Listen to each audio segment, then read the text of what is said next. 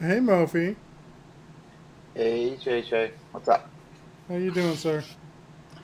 Good, good. Just Good, finishing good, up, yeah. finishing up a strong week on a strong Friday. Nice, nice. Yes. So hello everyone. Welcome to the IBM Developer Twitch channel.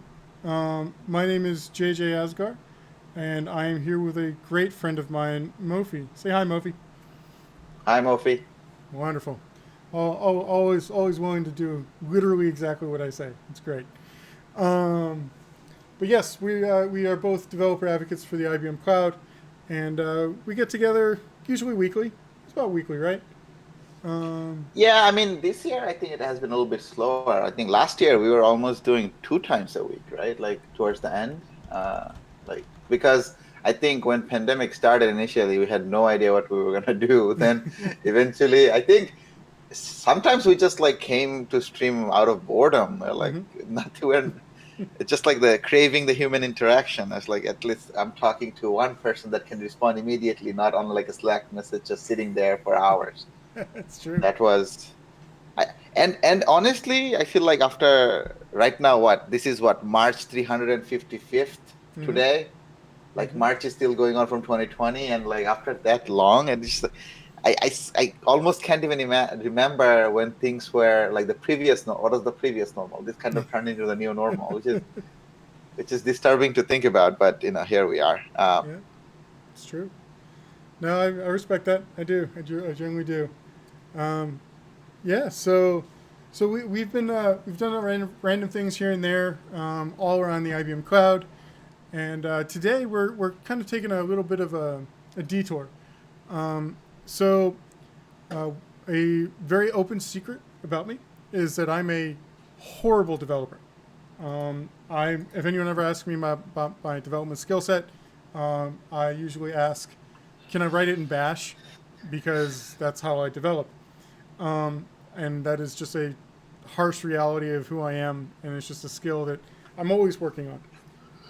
Mofi, on the other hand, is a phenomenal developer. I've been genuinely blown away by everything he's ever done, and I I was trying like my problem is I don't know where to start, right? Like I'm an old sysadmin, and I basically try to basically write a Bash script, or maybe if I'm feeling sassy, a Python script to do something for me. And Go, Mofi's convinced me to kind of look at Go, and I've really started falling in love with it. But for me to really fully understand it, I need a project. And in a very long-winded way, the project I'm trying to tell you about is we're going to be writing a little Go application, Go bot that tweets out of it from a Google Sheet. So if everybody knows what Google Sheets are, and everybody knows what Twitter is. So I asked Mofi if it was possible to do this, and he's like, JJ, with Go, everything is possible. Is that right? Yes, and again, it's not something that's specialty about Go. I think I read somewhere or someone I was talking to someone is that in the realm of possibility, when every time you ask a question, if something is possible to do via computer, the answer is always, almost always yes. Now the question is always how much time and money are you willing to spend to make that yes actual possibility? Because theoretically, everything is either already possible or we are just limited by some physical constraint that eventually we'll get over. I was watching a video like earlier today, even that how in 1997, 98 wasn't a possibility. Everybody knew how technically it would work, but it was not a possibility because of the physical constraint of how fast we can push data through our like a dial-up modems. And then like things like CDN came about, things like now we have fast internet, and now we can like we're streaming right now and we watch content on the stream all the time. Just two decades earlier, that was kind of like a dream computer scientists were having that we could do it. So if it's possible, yes. Can we do it? That's a different question. And I think in this case, I have done some preliminary research on the idea of what we want to do. And I think the answer to that is also yes. Now, the last question is can we do that in the stream session that we have about 2 to 3 hours? That is a question to be answered as we go on. Because again, if I were in to keep it like kind of educational for all of us, instead of me solving the problem beforehand and just coming on and just showcase copying code from my computer to yours, we are not going to do that. What we're going to do instead is start a project, struggle through like figuring out everything, read the documentation, whatever we have to do to get this project from. The idea is already there. I have done some like preliminary research to see if the ideas would work because we have the libraries available and the APIs available. And then the rest is up to us to be skilled enough to get it sorted out in the time of this stream. Worst case scenario, again, we come back again. We finish like a kind of like a MVP version of it, and then we come back and make it a little bit nicer and prettier. But I think, yeah, so that's kind of like the game plan. Perfect. And Mofi, I am just about to send you the live share link. We're also going to be trying to do this using Microsoft Live Share. I wanted to give it to you now so I don't accidentally start something that I don't want to. Like, I want to hide it. I don't know how to hide it yet. So we'll figure that out. Okay, let me bring over to your screen share now. There we go. So now, so Mofi. Yes. I have my, oops, don't want that over there. I have my Go path. Echo Go path set to my Go directory here. I have my three main directories: bin, PKG, and source. Yes. So one thing I'll tell you, since Go 1.11 now is Go 1.6. Since Go 1.11 with the Go module, you never really had to like code in your Go path. So your Go path is set, that is great, but we don't have to worry about that.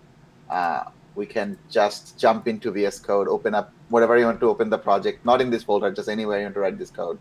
Okay. So open that folder up, and we can go from there. Open. It's already open somewhere, apparently. That's what they're telling me. No. Quit. Go away, Visual Code, Studio Code. Let's try this again.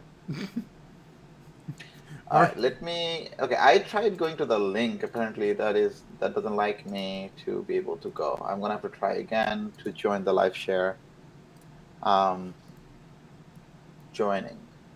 Session is not active. Oh, your session, I think, got killed? Yeah, I'll fix it here and again. Okay. Sheets to Twitter. I mean, you're missing opportunity. Sheet to tweet. Come on. Yeah. To tweet. Like that? Yes. You see the symmetry of the E's over there and the T? Yeah. That's pretty good. That's pretty good. All right, and then what I will do over here, no, live share, Google, or allow. I thought I already did this. It I think signs in every time. That's dumb. Well, authentication and authorization, JJ. Jeez. All right, you know what? Screw this. This is already wasted more of our time than we needed to. Okay. So, first thing I've got to do. So I need to create a new file, right? Before you create a new file, that's good. Just create a main.go and let's see your environment is working. So just do a quick. I think you have the Go extension. You can type in pkgm and just press enter. Yeah, it's a nice little thing. And you can do a thumped print line, hello world, like a classic. Everybody needs to run it once. I pretty much do it literally every time I create a new project just to make sure the Go print works. So fmt dot print line, just like classic string of hello world, just to let us know that our computer is doing the right thing. And to get the terminal out, you can do, I think, control backtick on VS Code to get the terminal out. Or just click on terminal up top and open a new window for terminal. Yeah, and then you can just run go. Oh, it went away. Something happened bad.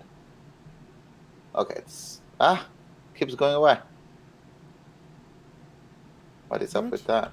That is. Can you do a control backtick on your keyboard and see what happens? Like control and tilde button.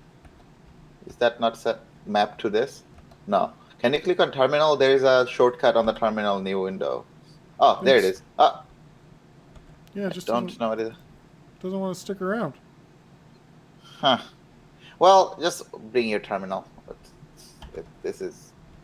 I think you might even have Vim binding on your thing. That could be it. Yeah, go run. Okay. Yeah. So nothing. Okay. So this is going to work. This is great. One of the other things we're going to need in this here is a Go module, because we're going to be installing external dependencies. Right now, everything we're doing is from the standard library. FOMT is a standard library package. So let's create a Go mod. So the easiest way to create is just type in Go mod init and kind of. So right now, the next thing you're going to put is the name of the package. Technically, you could put anything here, but ideally, what you want to put is the full qualified path from GitHub, wherever eventually it's going to go to. Mm-hmm. So if you want to do it, you can do github.com/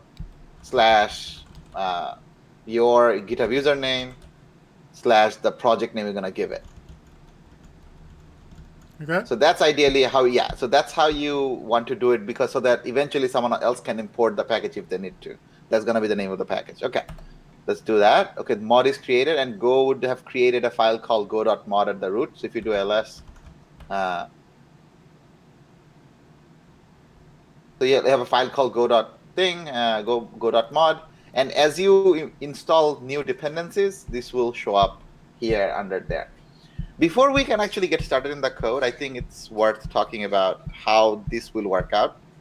So if you want to use Twitter as a third-party application, you have to access Twitter. The way to access Twitter, you need few resources to be doing so. I think you already have Twitter keys and other things created. Developer portal. So the information. So if you want to, I think you can open that up without showing the secret. I think even if you see it, the secret doesn't actually share, because it's a one-time you can see it. So you can go to the UI if you want to, on your browser, if you want to go to the Twitter developer portal. Yep. Give me a second here.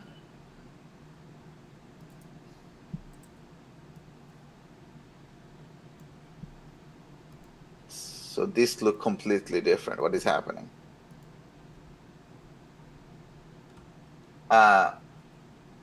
Okay, so go to the dashboard of it. So, this one actually shows the API. What the hell? It's fine. I'll just regenerate them. No, I understand, but I'm just saying. So you need actually 4 total things. So you need the API key, API secret. Those 2 you need. You also actually need the access token and the access token secret. Yep. So you need all 4 things to be okay. So you have all 4 things. So even if someone gets the API key, they won't actually be able to access anything. But again, we should regenerate. So you should regenerate them in the background. Another thing we should do at this moment is create a .env file at the root of our application. So just create a .env file. And just create some of the variables. So let's just call the API key, Twitter API key, and Twitter API key secret. Then Twitter access token and Twitter access token secret. Honestly, this is the first time I have seen an application use 4 different identifying secret, but again, more power to them. Right. Let me go ahead and copy these in real quick, and then I'll close this out. I think one of the things you could do is that create a .env.example, and we should also create a git ignore where we make sure the .env file doesn't get pushed. Oh, good call. So we can have it. Yeah. Okay. So just create a file called .env.example and copy kind of what the structure we need them in, but don't actually copy the secret. And every time we can show it to them, again, we can regenerate all the secrets, but as less secret we can show up on the stream, the better for both us and the people. That's right. Copy. Paste. And then I need to regenerate. Yes. Copy. Paste. I'm surprised .env doesn't come up as a VS Code doesn't recognize it as something. You know? So VS Code doesn't recognize it as what? A file type of like whatever, right? Like .env. Oh, I think there's extensions to make that happen. VS Code is pretty much entirely based on extensions. So, okay. So I'm guessing you're doing a bunch of things on the background. Yes, I am. Give me 2 seconds. Okay. Almost done. Okay. And then there's the example. Close this. Move this over here. Okay. Then... So we need these 4 values. There are a couple of other values you're gonna need. And .create, .git ignore. I can send you an example of a .git ignore that works fairly well for Go project specifically. Give me 1 second. I'm gonna send you one. Okay. Oh, there we go.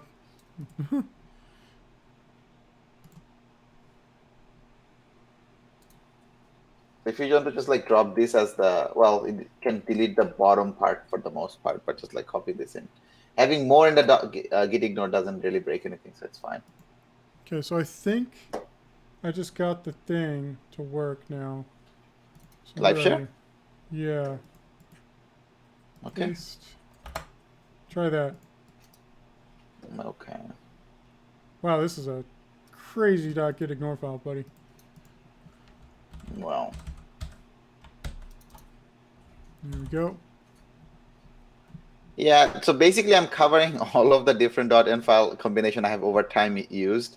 There are some extra so for those just like curious, one thing at the very top we do is ignore everything, then unignore everything with an extension. That way you can get rid of all the binary that we build with Go. Oh, so this is a trick because otherwise it's hard to just ignore everything else, right? Because we need to get rid of things like that are being built, because Go is a compiled language, so we build a lot of binaries.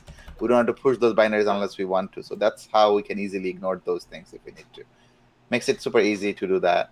And there are some of the other extensions that are here because the project I'm copying this from has like Node code as well. So you're gonna see some of the build folder being ignored, some of the other things being ignored. So again, you can just have more things that get ignored than you need just to cover you from all the future things. So I just have it there. Also, the link I clicked, live share, is not really doing anything for me. So I don't know. You sent me the link. I click it, but just like doesn't go anywhere. Let me try that again. Hang on. Don't kill it. I'm gonna try the link again. Okay. Hopefully, since I'm already okay.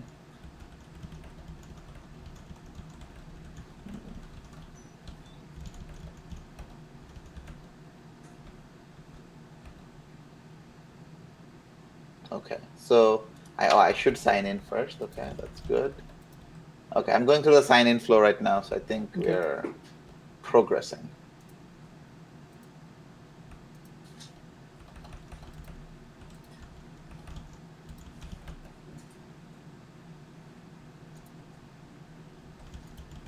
Okay, so I have the URL available, so I can just take that, jump on. Okay, things look like I see the folder name. Looks like I'm almost there. Home stretch. Yeah, you joined. Hey. Okay, so I see I am here. I'm in. I'm just moved back to main.go. And right now I think I will follow. So I'll set it up so that I follow you. Follow.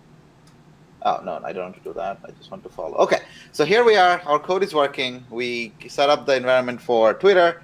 The next piece of the puzzle that we need to get this thing working is, because we want to use Google Sheets, we need GCP API so that you can talk to it. Okay. And last time I used Google Cloud was a while ago. So that was like finding things in their cloud was a bit of a challenge. Again, I'm going to chalk it up to me not being used to the UI and all the different things. So do you already have a Google Cloud account that you can get an API key for? Yes. Okay, let's go to your Google Cloud console. Is it just like So I think that accounts.google.com? Yep. Okay. No, I think it's console.google.com. Account is your Google account, not your Google Cloud account. Oh, console.google.com. Mm-hmm. Cloud, maybe. No, just google.com. Yeah. Yeah, it's it's console.cloud.google.com. I'm sorry. console.cloud.google.com/niner5beta1. Wait, what is that? I'm being dumb. Okay, I think we're making progress. And make sure, again, many people have more than one Gmail account, but make sure this is the account you are trying to target. All right. Seems okay. Okay, so now the issue I was facing here, and again, so if you look for like sheets up top in the search product and resources, like in the products and resources, just look for Google Sheets or Sheets. So this is the Sheets API. This is not the service itself. So you don't create a service, but you need to enable this, I think. So like, first of all, just enable that. Okay. Well, we just started. We don't know we are satisfied yet. So that will happen. So once that happens, now click on credentials. So this is where it went completely weird, because so the way Google usually does the authentication, if you create an application that uses Google, is uses the Google sign-in, right? Like you click a button, the UI shows up, and you log into your email, and it does the O2 in the background to make it happen for us. That is nice in theory, and it's good for web applications that you're building. But the issue is we're not trying to build a web application. We're trying to build a bot. And every time the bot needs to sign into Google, no one is there for the bot to open up a UI and click like log in as my Gmail address. So these authentication credentials are actually not going to work for us. So the way to actually make it work, you click on the hamburger on the top left, and go to, hold on, let me remind myself again what I did. So go to APIs and services and credentials. And now you can create an API key. So how the hell do I create an API key again? Create credentials, API key. Okay, so create an API key. Again, we'll get rid of that eventually. Now click on restrict key. And what we want to do is, because right now the API key is my application's API key, right? And my cloud account's API key. We want to convert this into the API key that only works for Google Sheets and nothing else. So you can click on restrict. On the bottom, yeah, restrict. Right here, restrict key. Select this. Now drop down the select API, look for Google Sheets API, and press OK. Now save. So now this API key will only work for Google Sheets, and that's it. Which was, again, it took me a while to figure that part out. Probably it's common knowledge at this point for folks, but for me it was not. It took me a second to figure that part out. Okay, so we saved that, and looks like we only need we need to move that over to the end file eventually. So it looks like we only need that to get that cooking, which is good. Okay, so once we have that, there's two pieces. In terms of things we need externally, this is all of that we need. All right, so a couple of other things is the structure of the Google Sheet itself that we're going to pull the information from. So if you want to open up your a Google Sheet where you want to get the information from. So just like, I So think it's this is in a project called Asgard Labs, right? Like this is just my generic name of what I use. uh-huh. Does that talk to my personal Google Sheets? So as long as, so the email address you see on the top right, whatever Mm-hmm. email account you have, as long as the Google Sheet, the sheet itself is in that email account, it's fine. Okay. Okay. Cool. At least that's what I have seen from my small testing that I have done. So yeah, just open up. I think it's docs.google.com/slide, not slides, sheets or something, spreadsheets, and let's create a new one. And yeah. And so that would be the Google Sheet we have. Let's put like a 1 or 2 lines of data in there. So can we put like the Maybe date, like the date, maybe time, tweet, sent, something like that? sure. Yeah, doesn't matter. Now, the couple of issues with the approach, although it's like a novel idea that we want to do this, soon you'll probably find out the difficulty is that when you talk about a system that automates something, usually people reach for a database. The reason being, a database, you can control who else accesses this, or when, or how else can you access this, right? But the issue with Google Sheet is its main way of accessing this is not via API. Main way of accessing is like the UI that Google have set up here, right? So it's hard to control exactly who accesses it, and if you can control even like if someone else modifies the data, if someone else comes and changes the columns and rows, your code will basically just break. So, I mean, if you want to use it this way, I think there needs to be some kind of self-control on your part to not all of a sudden come in here and change things. As long as we can make sure that this data doesn't change, our code doesn't have to be too clever. It can just like look at a specific column or a row for finding the data. And I think for the time being, that's what we should strive for. Okay, so let's also look for, just look up Google Sheets API. And we want to kind of go through the Sheets documentation of how they think we should use this. We're not going to look at the Go stuff just yet. Just want to go to their Sheets API. Go to reference on the top whenever this page loads. Go to reference. And let's look at the spreadsheet sheets, like on the fourth one, the sheets. I just open up any of them, just overview or something. Nice thing about this, wait, this is not the nice thing. Click on the click on the spreadsheet.values or something. The next one, and open up any of the methods like get or update. Let's say get. So yeah, nice thing here is you can technically use it right here. Like, so they basically took something like a Open API documentation and made it really like added a UI on top on their documentation that you can use, which is nice, but also something we kind of did like in the recent updates for IBM Cloud Docs. Not necessarily something you can try, but have the code example. They just took it a little one step further than that, and now you can like get the data automatic. So uncheck the Google Auth 2.0 IP here on the bottom credentials, because we're not going to use the Auth 2.0. We're going to use the API key. You don't have to copy paste anything. They automatically will pull it from your account to get an API key to use this. So the sheet ID, we have to go back to your Google Sheet to Tweet sheet, and the sheet ID would be after D before edit. That's your sheet ID. I didn't see any API endpoint that lets you pull all the sheets that you have in your account. So I don't think there's anything like this. And the range is the same way you would read like, A1 to D2. So that would be, so A1 colon D2. I just want C2, C2. Okay, so you want just one. Okay, so now I can execute. And if everything works out, you'll get a JSON response back. Ooh, it doesn't have permission.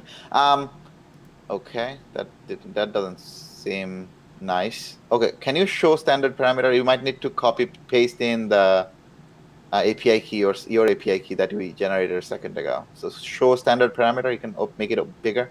Drop down on the standard parameter, right above credentials. that. Nope. Okay. Okay, that didn't work out too well. That is fine. Let us do this instead. Let us do this in Postman. We can do that in Postman ourselves.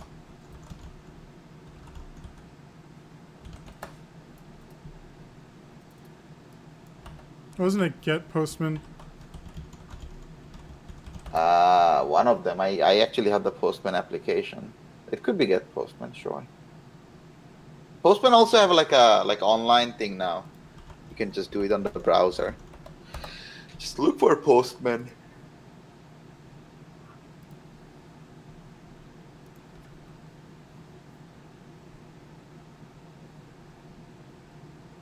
Yeah, web.postman.co. Look at that. You're in the right place. Okay, so let's just create. What is going on? Just click on create new right in the bottom. Oh, you have your workspace there. That's nice. So now you can just create a collection called sheets. And you can go from there. And then inside there, create a request. Let's do like a get value request.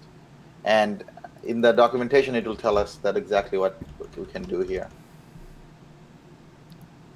And we are making API call. So we just copy in the entire thing. It's going to be a get call. You need to get rid of the get in the front, but yeah. Paste, and then we need this guy, right? Yeah, so replace that, copy in your... No? Yeah, and then you have to put the value. The value would be your the thing from your sheet itself.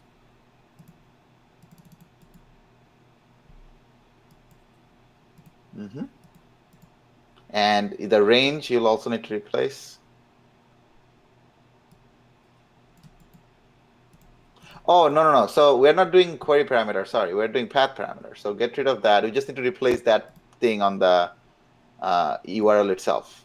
Oh, okay.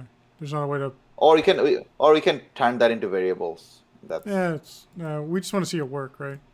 Yeah. I just want to, because again, eventually we're going to use the Go API. There is a Go client for Google Sheets, but I just wanted to make sure that our API key and everything else is working. And the way to put in a key, and I don't know, like, oh, no, it's not. You can send it. It's not going to do anything because you're going to get the 403. Then you're going to send a query parameter. Now you're going to send a query parameter. Literally, is called key. This one? Yeah, the key is going to be your API key here. So now if you want to pull back from your Google Cloud account, the API key we had created a second ago, we have that window open there. So just copy that and just drop it in here. Like that? Yep. Let's send it over. Okay, so that is telling me that the permission that we have given us is not good enough. Huh. So we created an API key. You want to double check this guy to make sure it's got the right permissions? Google Sheets Yes. API. And we have made sure that oh, here it is. Oh, there is a no restriction. Never mind. This should be fine. So that doesn't make me happy because I have an API key here. Another thing to make sure, the sheet we created is under the same Gmail account, right? Yep. Gmail, JJ Asgar, and JJ Asgar. Right. Okay, let's just do a quick regeneration of the key because I think that we changed the key after it was created. So let's try to regenerate the key right here and copy that in. Try this one instead. Postman.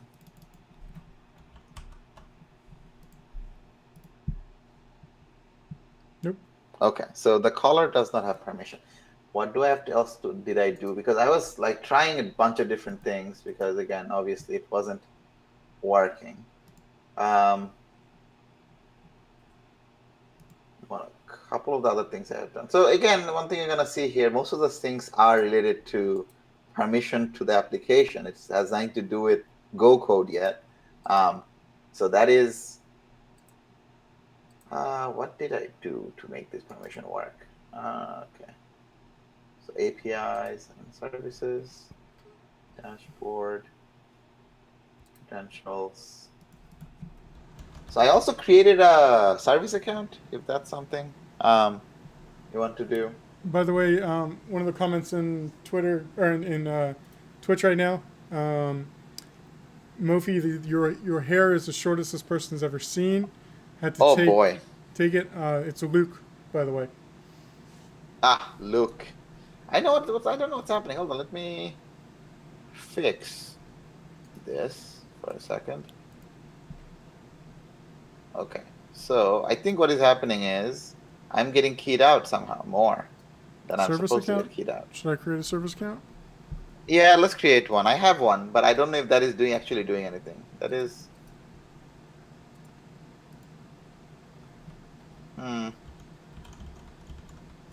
And okay.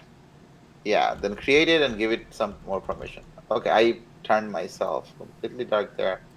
That is good. And now I can turn back on color 1.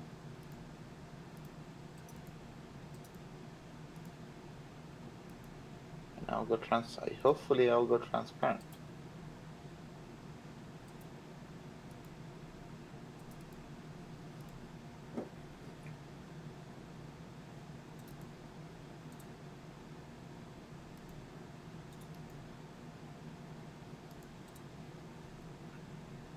Yeah, I am sending you the right amount of. Oh, this is an SSH key. This isn't the key that I was thinking it was. I don't think this is doing what we want.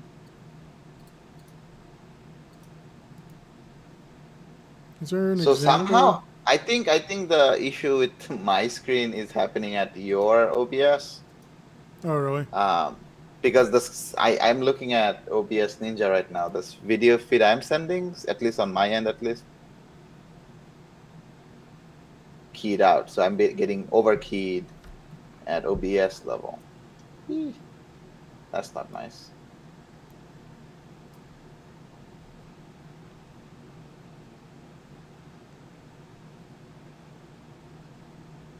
That was unfortunate. Okay, so I don't know. Okay, let me do a little bit of digging on this end as well. So the one of the sheet things, ID and sheet 1, we don't have that in ours. So that's not the problem. We're not authenticated. The sheet 1 basically is if you have more than one Google Sheets there, you have to do that because we only have one there. The permission we're getting problem with is the API key. So Okay. Okay, let's create another API key, but this time let's not restrict it. Let's just create one with full permission. Not the best practice, but I would rather have it work rather than be most secure. That was. So you go to APIs and services, API and service credentials. Yep. Delete this guy. Just keep this around. Okay, just keep this around. Let's create API key. Yeah, just to close it. Don't restrict anything. Just close this.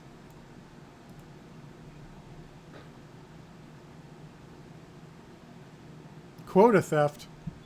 That doesn't sound good. Yeah, I think each of the API key has certain like quota, and the issue you might face is that if you use this too quickly. Yeah, so you don't have permission. I don't understand. What permission can you get? Google. Did I get the value correct here for the ID? Starts with a 1, ends with a 4. Starts with a 1, ends with a 4. Yeah. Okay.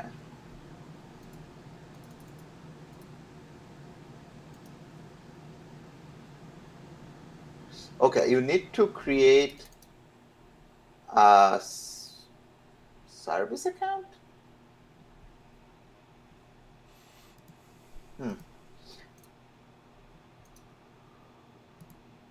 project. Okay, so you go to project, I am admin. So I am admin, then go to service account, then create a service account, and then give it access to project and get your user service to access to the service account. Just give yourself owner role. Yeah, why not? You don't need any other role. Owner is good enough. Continue. Yep. Done. Service. Hold on. Service account user role. What is this? Can you click on this? Does it do anything? No. Okay. No. Okay. I think that's fine. Let's call it done. Okay. Now, next thing we can do, click on this service account. Yeah, why not? And we have any keys? Click on the keys. These are that SSH keys I was looking at earlier. Oh, okay. So this is service account for trying to log into. Okay, look at click on permission. Okay. Member with access. Oh, okay. Huh.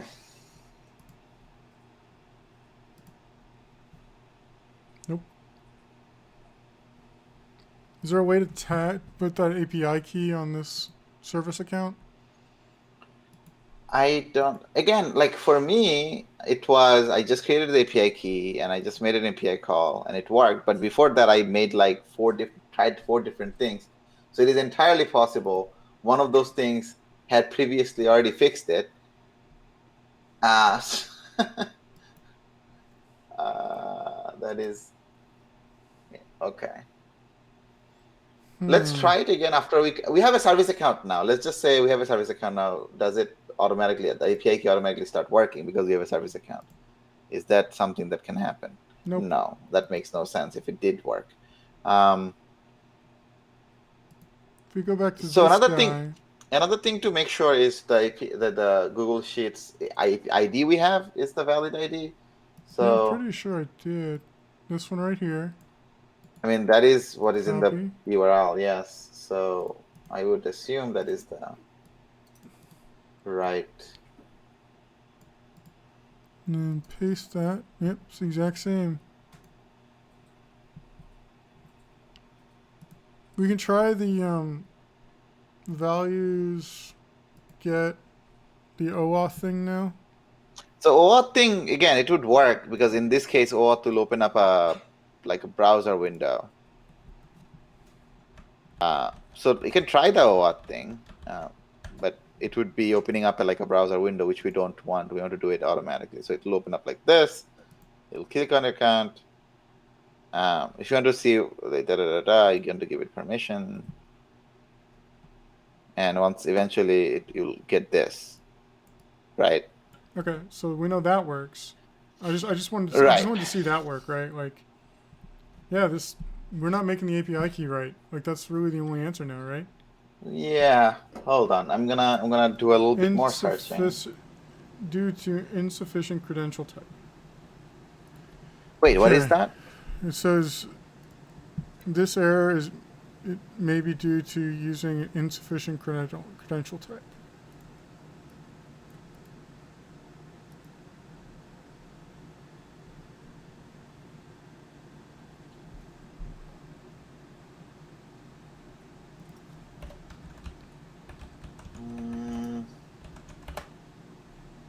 Okay, so we have a thing, we have the Google Sheets API that we enabled.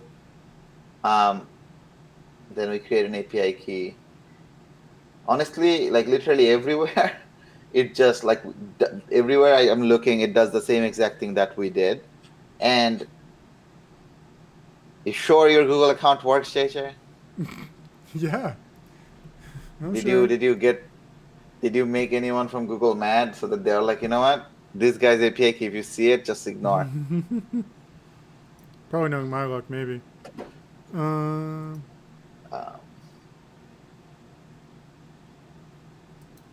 Like this homeboy, I have.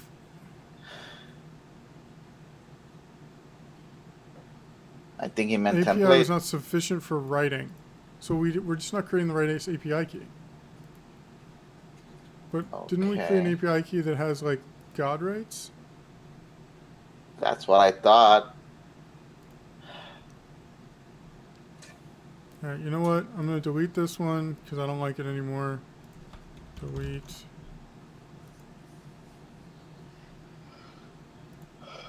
Delete this one too.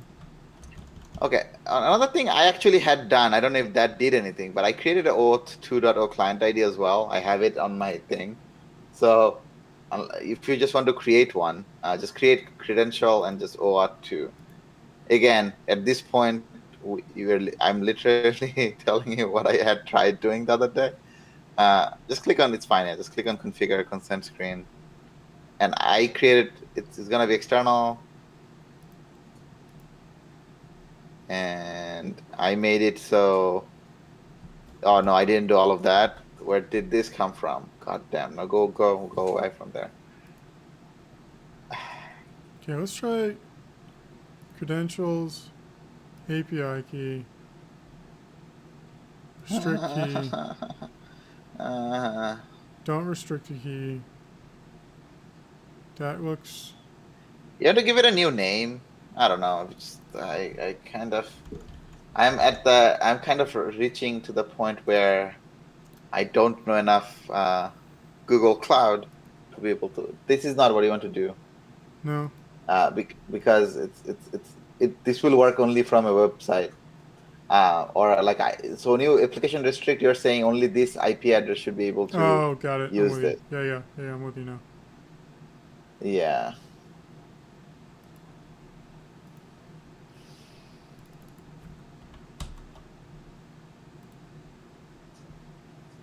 Nope.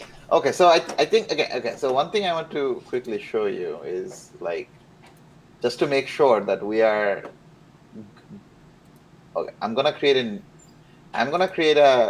Google Sheet token and I give you the ID and want to see that my API key still works.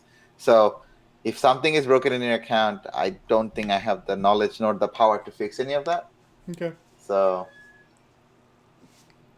I mean, this was noted earlier.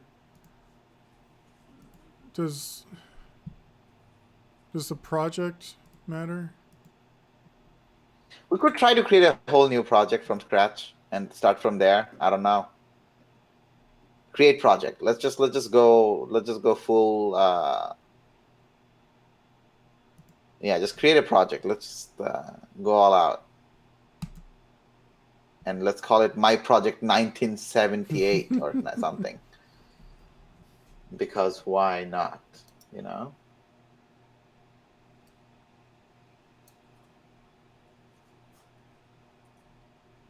Okay. Gonna create an I API I key. I, I love it how we are trying to do like a thing with Go, and we even haven't touched Go beyond uh, like Hello World. This is brilliant. That's what people are here to see. That's why you get paid the big bucks. That's right. So that we could. Okay, here we go. We got I mean, an actual. no, I still got 403. Oh, because we haven't You have enabled to. the thing. Yeah. So this is improvement in some way. I don't know if it's the right way, but it's improvement. It's different, Hey, and at least we it's. got a different error. That's a win. Hey, man. Yeah. Like I'm all about taking the small wins. Sheets. Enable. There wasn't any like Oh yeah, permissions on this my thing, was there? ID. No. My ID is wrong, obviously.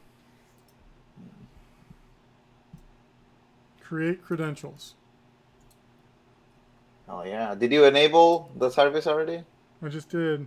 Sheets API. See, this looks different. Okay, this time I actually just said on my example, I just said Cron job like other view. non-UI. Yeah, Yeah. yeah. User data.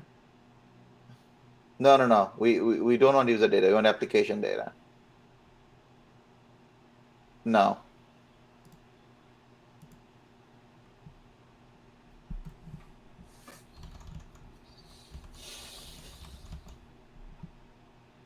Okay, so I am fairly certain they have changed something about their API underneath.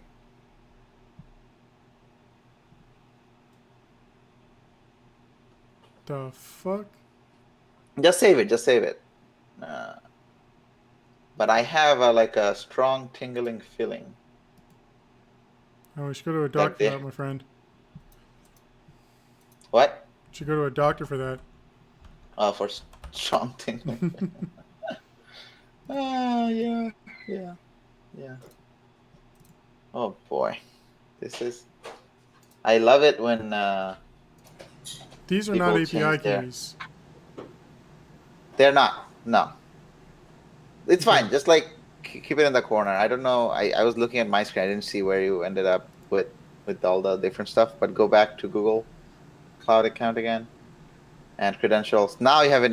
What is this? That's a different. This is the right project. Okay. Now you have an API key up there though, which looks interesting. So I'm going to delete this one. Why would you delete this one? So I'm going to create a new one. Oh. Okay, no, it didn't actually, like, change anything. Okay. So now, with this, paste, send. Damn it! Same thing. Same thing. All right. So on other news, I created a new Google Sheet and I tried my API key, and that's not also working.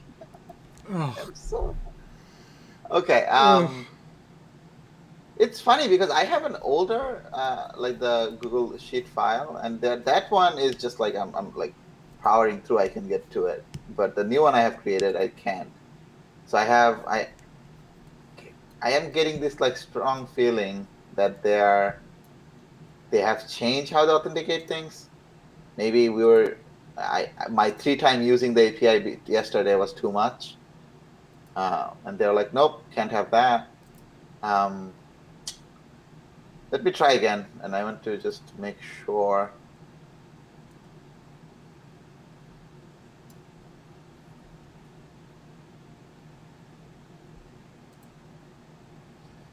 I don't even know what I'm making the API call to anymore. So we have this. So Oh we my have this god. spreadsheet. Google, why do you make this so painful? I just want to talk to a goddamn sheet. Uh, Uh,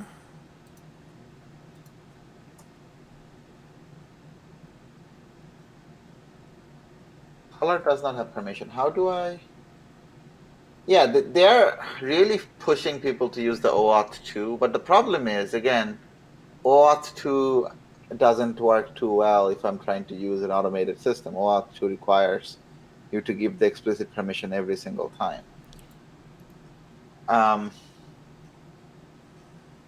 This this doesn't is look wrong. painful.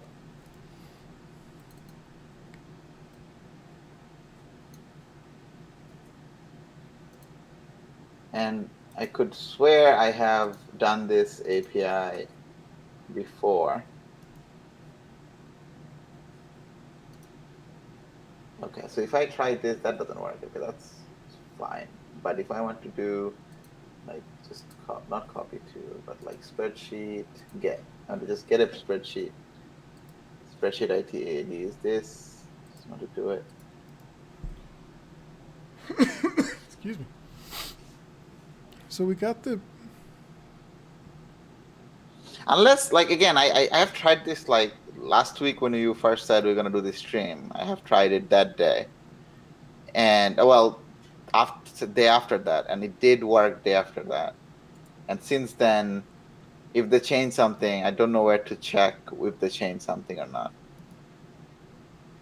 It's like it's basically unless you do auth, it is possible they're just like trying to kill the API key way of doing this. Got 100% errors on the API that we Nice. created. That is excellent. Credentials. Hang on.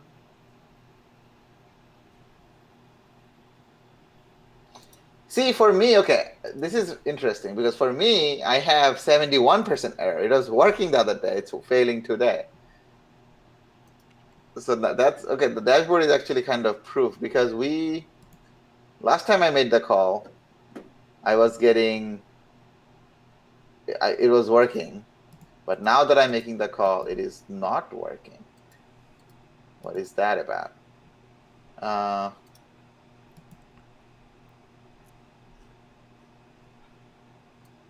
Wait. So this key. Okay, I'm gonna try this key. I don't know what that is. Just try that. That is a different key.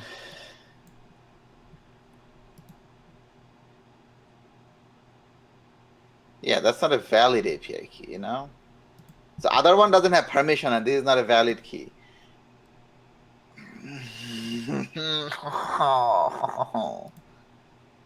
So this API has credentials assigned to it.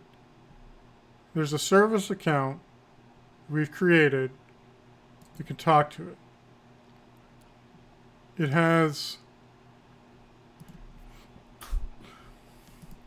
permissions to do everything. Yes. These are not API keys. This is something else. Let's create a new key. No. No, these are completely different Same things. thing. Yeah. Metrics isn't helpful. Logs is useless.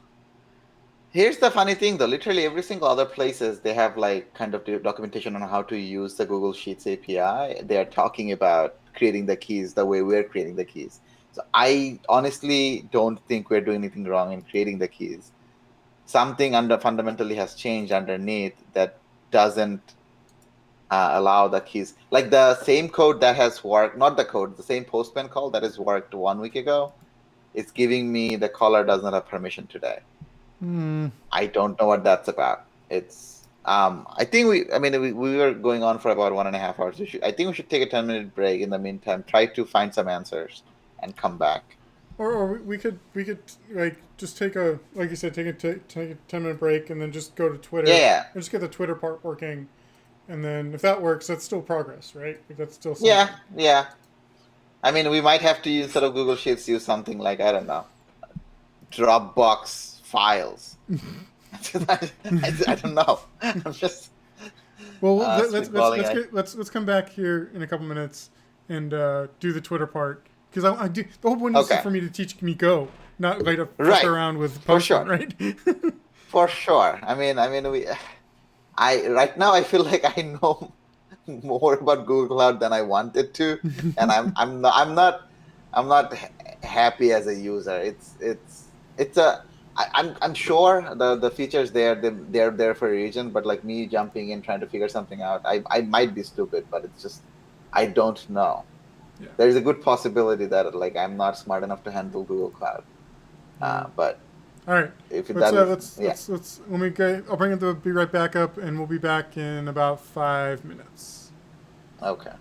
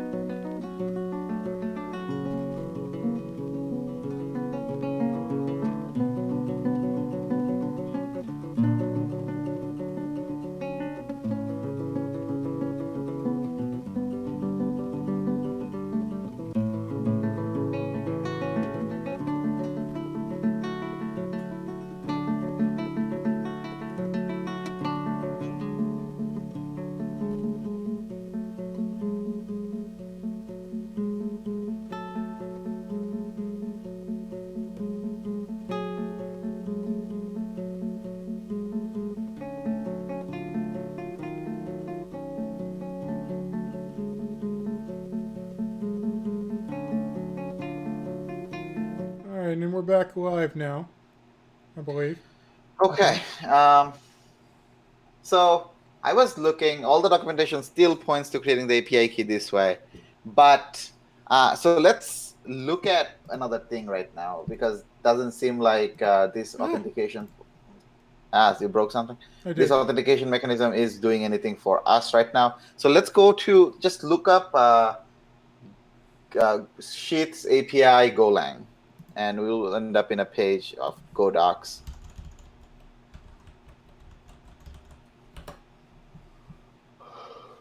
This one? Yeah. Well, I didn't. For me, the page hasn't updated yet. It seems to be stuck. Is it loading? Is it doing anything? Okay, it is. So yeah, that's the one. Okay. Then you want to go other authentication option. Right above your to your right a little bit. It's to the top of the page. Actually, right here. See in the bottom. See https://godoc.org Google. A little bit lower where your mouse is for details and options. Right here. Yeah. So these are all the ways you could authenticate, get a client. So we tried the API key way, didn't work out. The one I think we're gonna try next is with the, scroll down a little bit. Stop. It is gonna be with credential JSON right here in the middle, like one below that, this one, I think. So yeah, given service account or refresh token, JSON credentials. So I think that's the file we generated. We have that file open in our VS Code. So we're going to try that. So first things first, to use a package in Go, first thing we'll need to do is make sure we import it. So if you want to import this client in your code, it would be something like, let me see which one how do we import this piece here. I hate when they don't put out like installation instruction in the code itself. Did I say I hate it? I meant I love it. Mm-hmm. Okay. Let me take a look what we're supposed to do. I think it's just Google API Go client. So if you do go get go get, then you do github.com/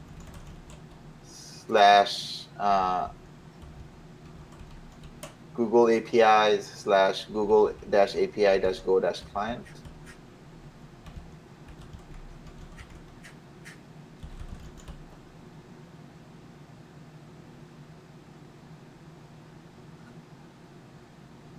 Okay, this is not gonna, this didn't work, right? Okay, so I think, let me see. Google. Oh, I think they have a sim link thing. Give me one sec.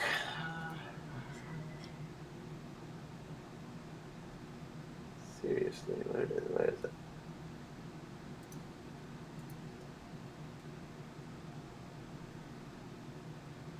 Sheets API.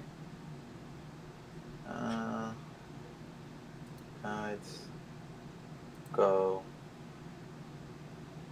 Okay, here it is. So you need these two. Well, we need only the first one. So it's go get -u google.golang.org. Hang on. -u go. Google. No, google.golang.org /API /sheets /v4. Just rolls off the tongue, doesn't it? It really does not. Oh. I mean, the thing is, so by default, every single Go package can be imported using their GitHub link or their like VCS link. Mm-hmm. Google being Google, they decided to set up a proxy on top. So, you know. Yep. I mean, given they made up the damn language, which I so love, I don't even, I understand. I think with the proxy, you get a little bit of added security. You get to do a little bit more metrics and other things, because with GitHub, you don't have any control. GitHub doesn't give you any data. You don't know anything. But with this, they can tell how many people are pulling this and things, right? So Yeah. you can't fault them for it. It's just annoying. Of course not, right? Like it's like maintaining this language for the amount of time they have. And again, pretty much if Google were not to support and maintain the language, I don't think Go would have been as big of a language as it is now.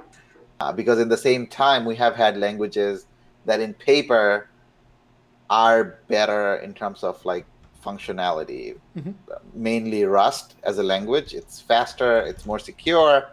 But just because Google is 100% behind Go, well, initially it wasn't, but now that Google is 100% behind Go, as a new company thinking of a language to choose, Go has like a huge potential to be the top choice over Rust, just because they know they're gonna always have people, like they're gonna have ex-Googlers working on Go, right? So you can always hire amazing engineers that knows Go, and we see that now. Like a lot of people from the Go team living and becoming lead developers in different companies, and which is a good thing. So anyway, so we have that going. Let's go back to our VS Code, and this part of the code I'm just an experimental thing we're gonna try out. So if it works out, I'm gonna be happy. If it doesn't, I'm gonna be low-key mad. So let's just see if we can get this to play nice with us. So one thing we need, we're gonna create. Hold on, where are we? Main.go. Yeah, no. I was looking at my documentation to figure out where we were, and it seems like I honestly can't find anything. What is this? Oh, I was in the wrong place. That's why. Okay. Option. What is this option? All right. So first things first, what we need is in our code, we'll need to import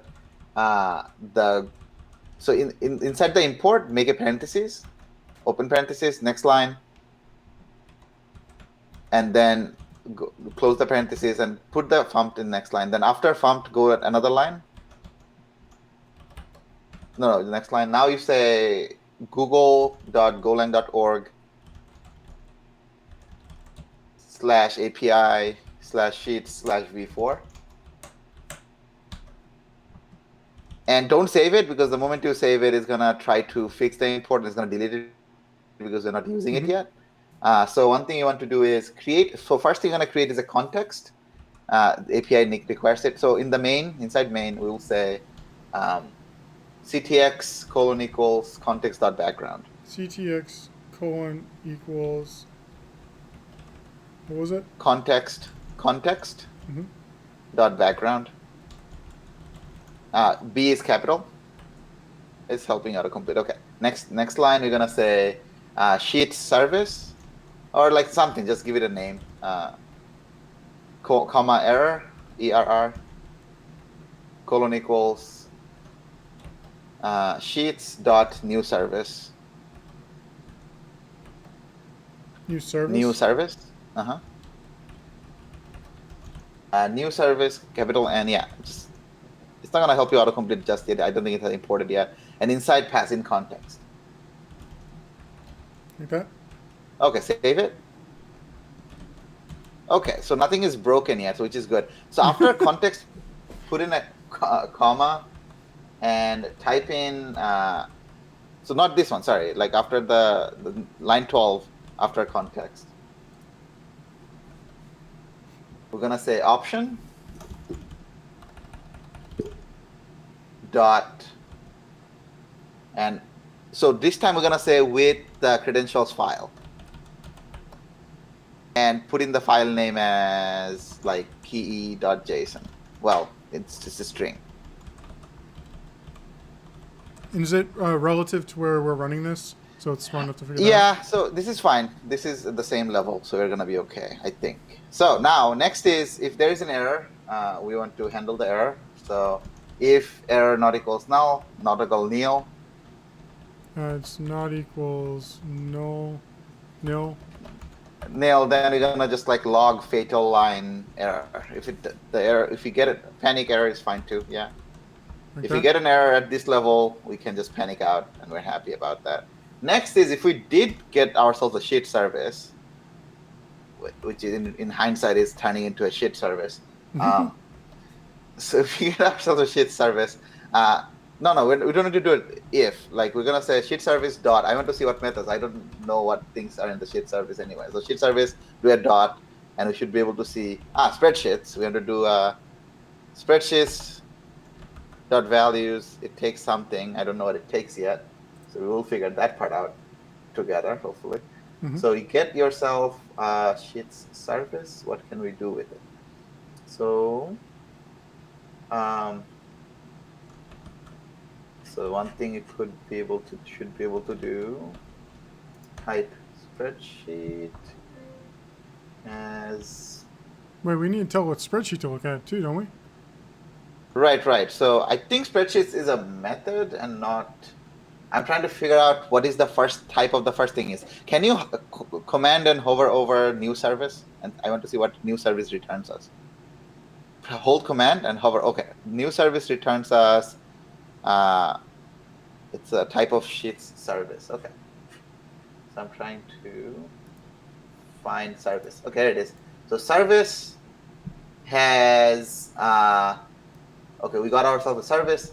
Service should have some things, like some methods on it or some things in it. Okay, it has a spreadsheet service within. Excellent. Spreadsheet has a sheet service within. And value service. So, okay, so I think we're good with spreadsheet.values. We have a value service. Then instead of passing a function there, do a dot after values. And we want to do, dot, then we want to do... there we go. There's our spreadsheet ID in the range. Yeah. So do a get, and you're going to pass in an ID. ID is going to be one of the IDs we have, like ID and range. Some things are happening, JJ. I know, and it's crazy. Like, this might actually work. Again, most of the problems we are facing is because we don't know Google Cloud to the point we need to, or the documentation they have basically just did a 180 on it, and I think they just killed the API key creation that way. And I don't fault them for it, but I wish it was documented to me a little bit better. Okay, so hover over what get returns you and when to create that variable. So command hover over the get. We get ourselves spreadsheet values get call. Right? We get that. Okay, I don't think we want to do that then. Give me one sec. We made a get. Okay, that's a function. Gives me a callback. Okay. And okay. So you do then after that dot do. I'm sorry, what? After the parenthesis close, do a dot do. That's a function. Like that? Like capital DO. Yeah, that's it. And then now hover over dot do and see what we get back. So we get back ourselves a value range and an error. So let's create a value range variable and the error before this. Line 17, start line 17 with value range, comma, error, colon equals.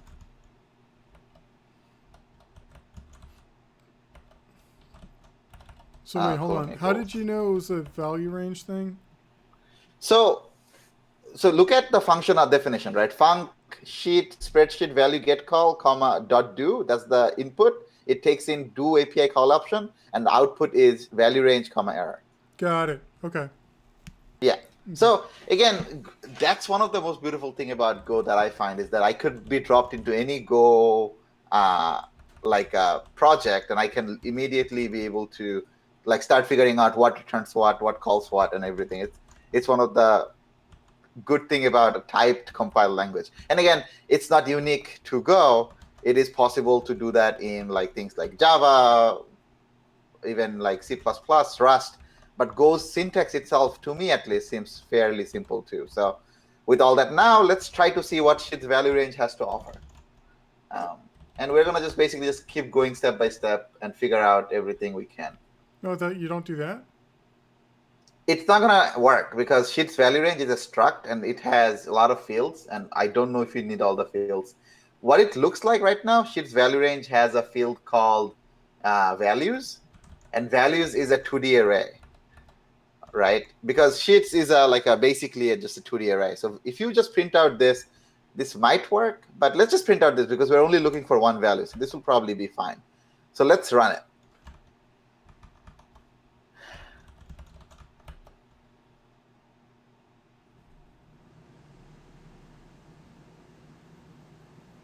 This is, oh man, what happened? Come on. I am. Okay, hold So- on. Let's take a quick step back and look at maybe because we messed with the user accounts, maybe this is an old file, right? It could be. So hold on. Let's get a new one. Just one last time. One last time. And then No worries. I think again, worst case scenario, if you still want to do it from a Google Sheets, one of the things we could do is that make that sheet public for now until we figure out the authentication stuff, and we can basically go through the exercise and eventually figure out authentication by either talking to someone or figuring it out by Googling even more extensively. So you can just make it public. Change to anyone with the link. Why not? So if once you make it a viewer, public viewer, now we can read it, but we wouldn't be able to edit it. But that's fine. We don't care.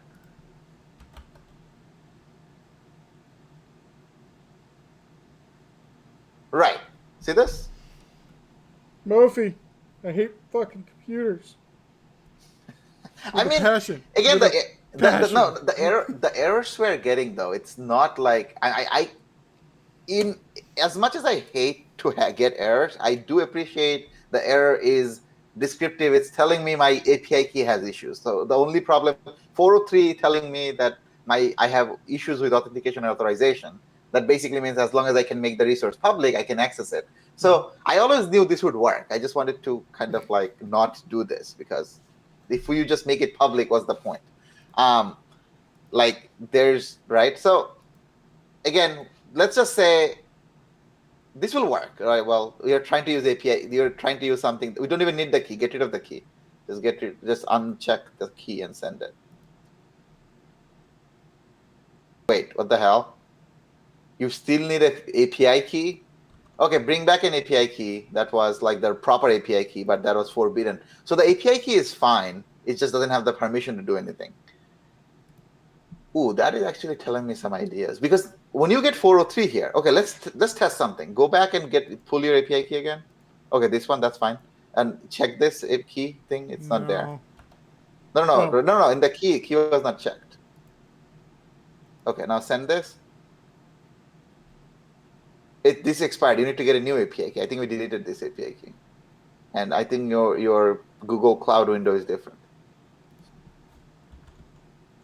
Yeah. God damn it.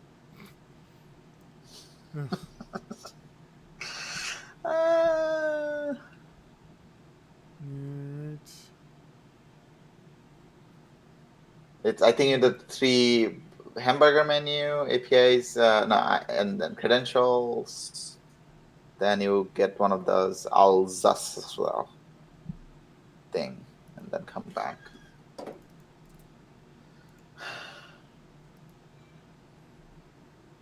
Yep. There we go. Right. So one thing I want to test: change the API key to something like delete the last Y. Just delete the last Y. So if you send an API key, if the API key is not something they can find, they will still return an error. Mm-hmm. But Yep. they will not let you use the API key to access the file. What? Is this a joke? I don't know. I am done. Okay, it's fine. Okay, let's okay, we have made progress, JJ. We have made major progress. Next thing I want to do is, because we are reading, let's say we're always going to be reading the C column, right? Yep. The C column. So C1 to C something.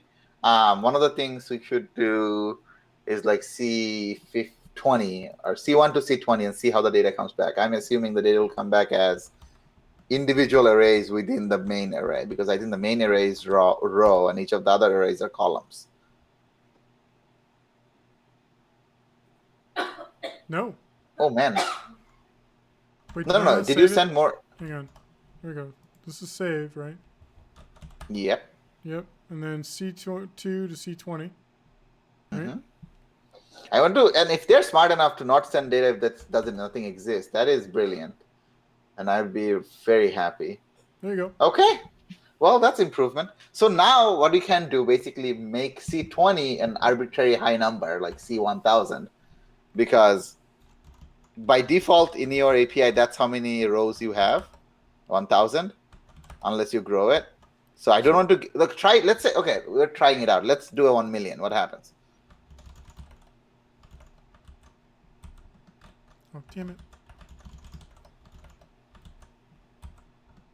Come on.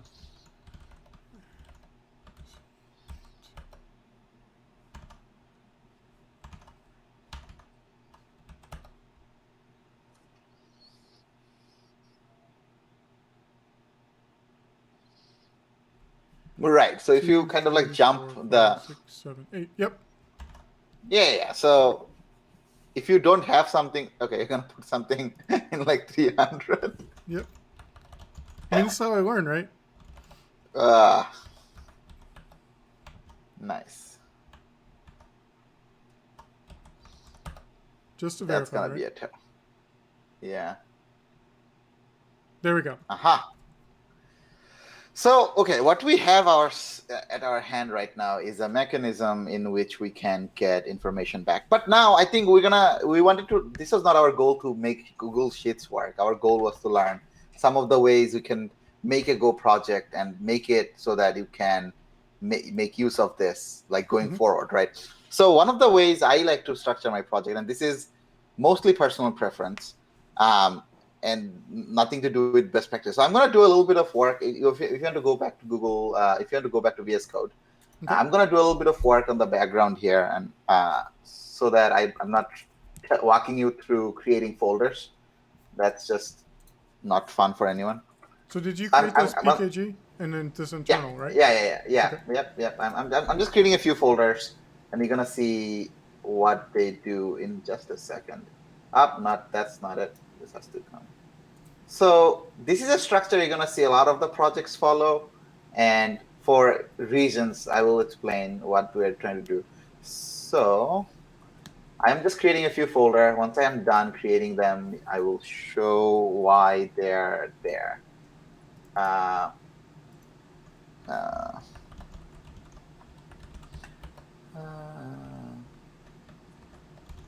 Come on. Oh, you're following me, aren't you? No, I'm sorry. No, it's fine. It's fine. I'm still creating folders, so it's not gonna break anything.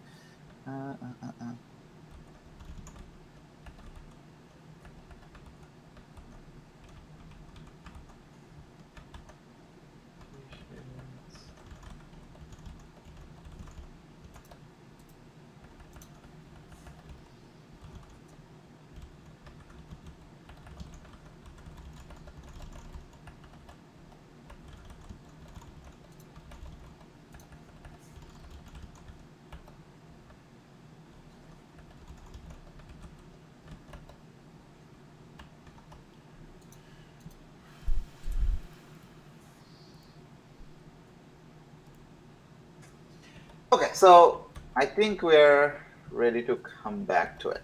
So I have created a few folders, and so one of the things you're going to see up top, you have a command folder now that has a folder inside called job, and inside that we have a main.go. Okay, give me 2 seconds. Sorry. Sorry. No, take your time. No problem.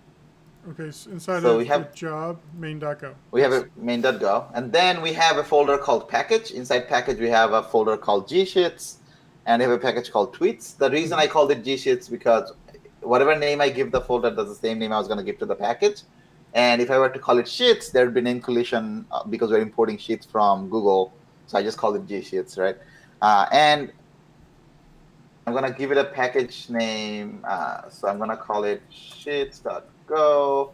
And the package name would be automatically set, I hope, or not. I don't know. Well, Golang usually does it. So package gsheets. And one of the things we're going to do here is that if you just create the package name properly, it will be happy. One of the things, and inside the command job main.go. If you want to follow me on live share for a second, real quick, if you go to the bottom left, live share, and just click on my name on the purple icon. Now, wherever I go, it will automatically be jumping there. Oh, nice. Okay. So I just wanted to just like run a very simple version of it so there is no error or anything. So we have this main.go and have a main function in there. What we will do, this structure, what it allows us to do is we're going to kind of like isolate some of the work we're doing for Google Sheets instead of doing it directly in our main. We'll convert that into a package that is useful for me and maybe even someone else if they don't want to go through the entire Google Sheets package. They can just import this one that has some functionality kind of wrapper around the Google Sheets API. So the very first thing we might want to do here is func get client.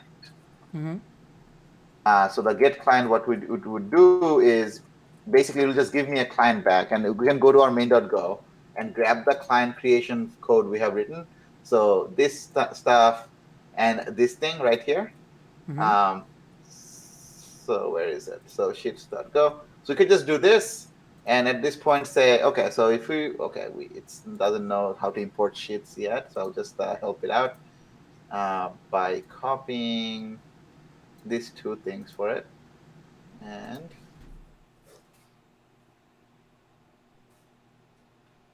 just paste that in there, and that'll be fairly happy. And it's still not. And one of the things we're going to see is return sheet service comma error nil, because that's what we're seeing here. And sheet service, we can really return it yet. We have to say what we're going to return. So what is the type of sheet service here? It is, come on, give me a type. Okay, command click it. Can you hover over the command hover over the sheets new service? Okay, for me that was not working. So it's sheets service. So what we're going to return is sheets.service comma error. That's what this function is going to return. And that should even, wait, my code doesn't look like my typing went through. Oh, it did. Okay. The error seemed to be, it'll go away in a second. For me, I still see an error. This needs to be a different location though, right? No, it's still fine because the path of the file would be coming from where we call the function from. So should be able to find it. Or if it can't, we'll figure that out in a second. Honestly speaking, since our file is public, we don't really need the context, but anything else. But we'll keep it there. So this gets us a client, right? But that's not what we want. We want to also say func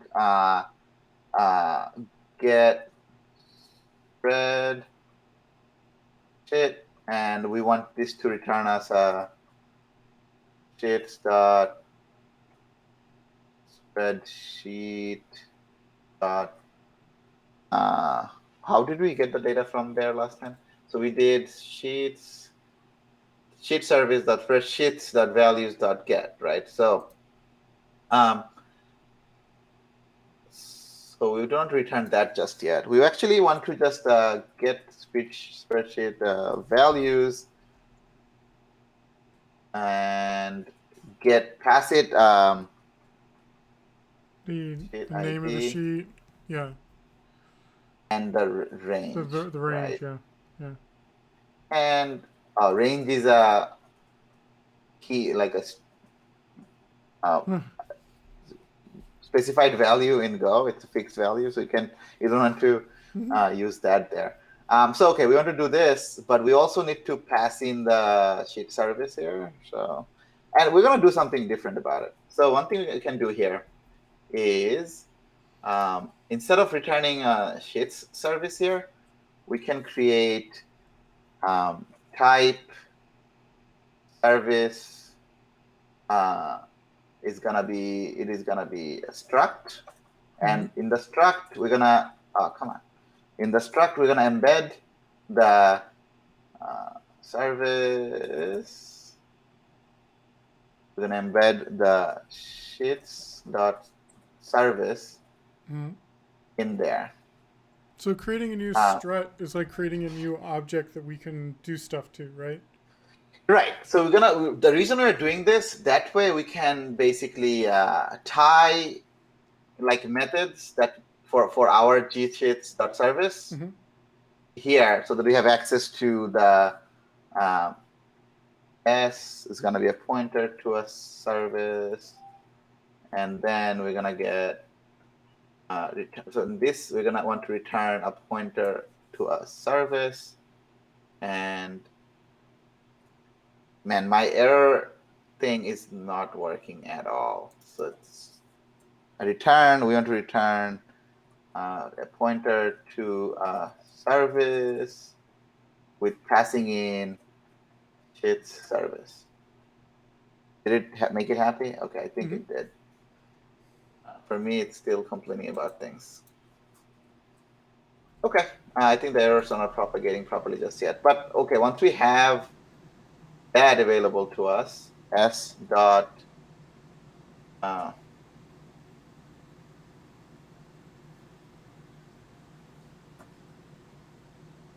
on, I just do this instead. Thank you. It is kind of annoying that autocomplete for me doesn't work at all. Okay, so now now that I have injected that in here, I could do this spreadsheets dot values. Okay, values dot do, and I just need to see what was the call we were doing before. So we were doing values dot get. In the get, we're gonna pass in all the things we had.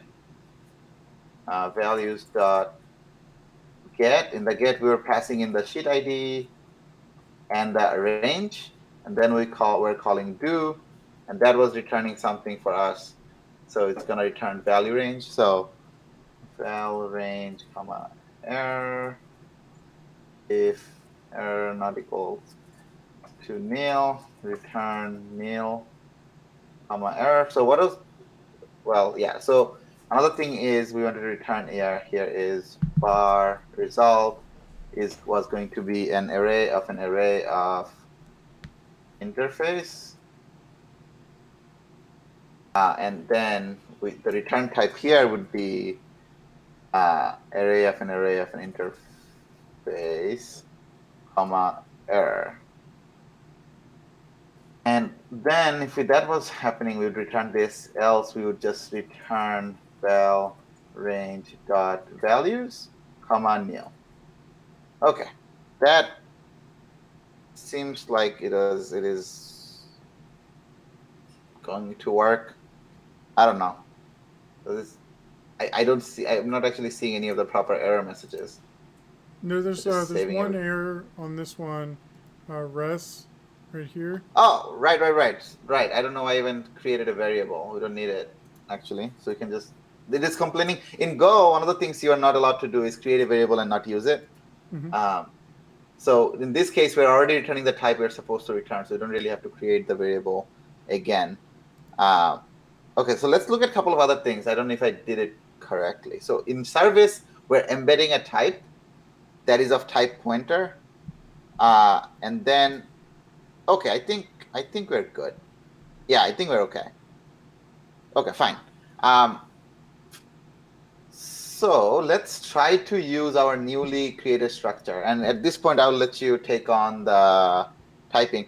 And you see, the purpose of doing this is so that next time I use it in my code, the interface is a little bit cleaner for me to use it rather than using the entire Google's Sheets API.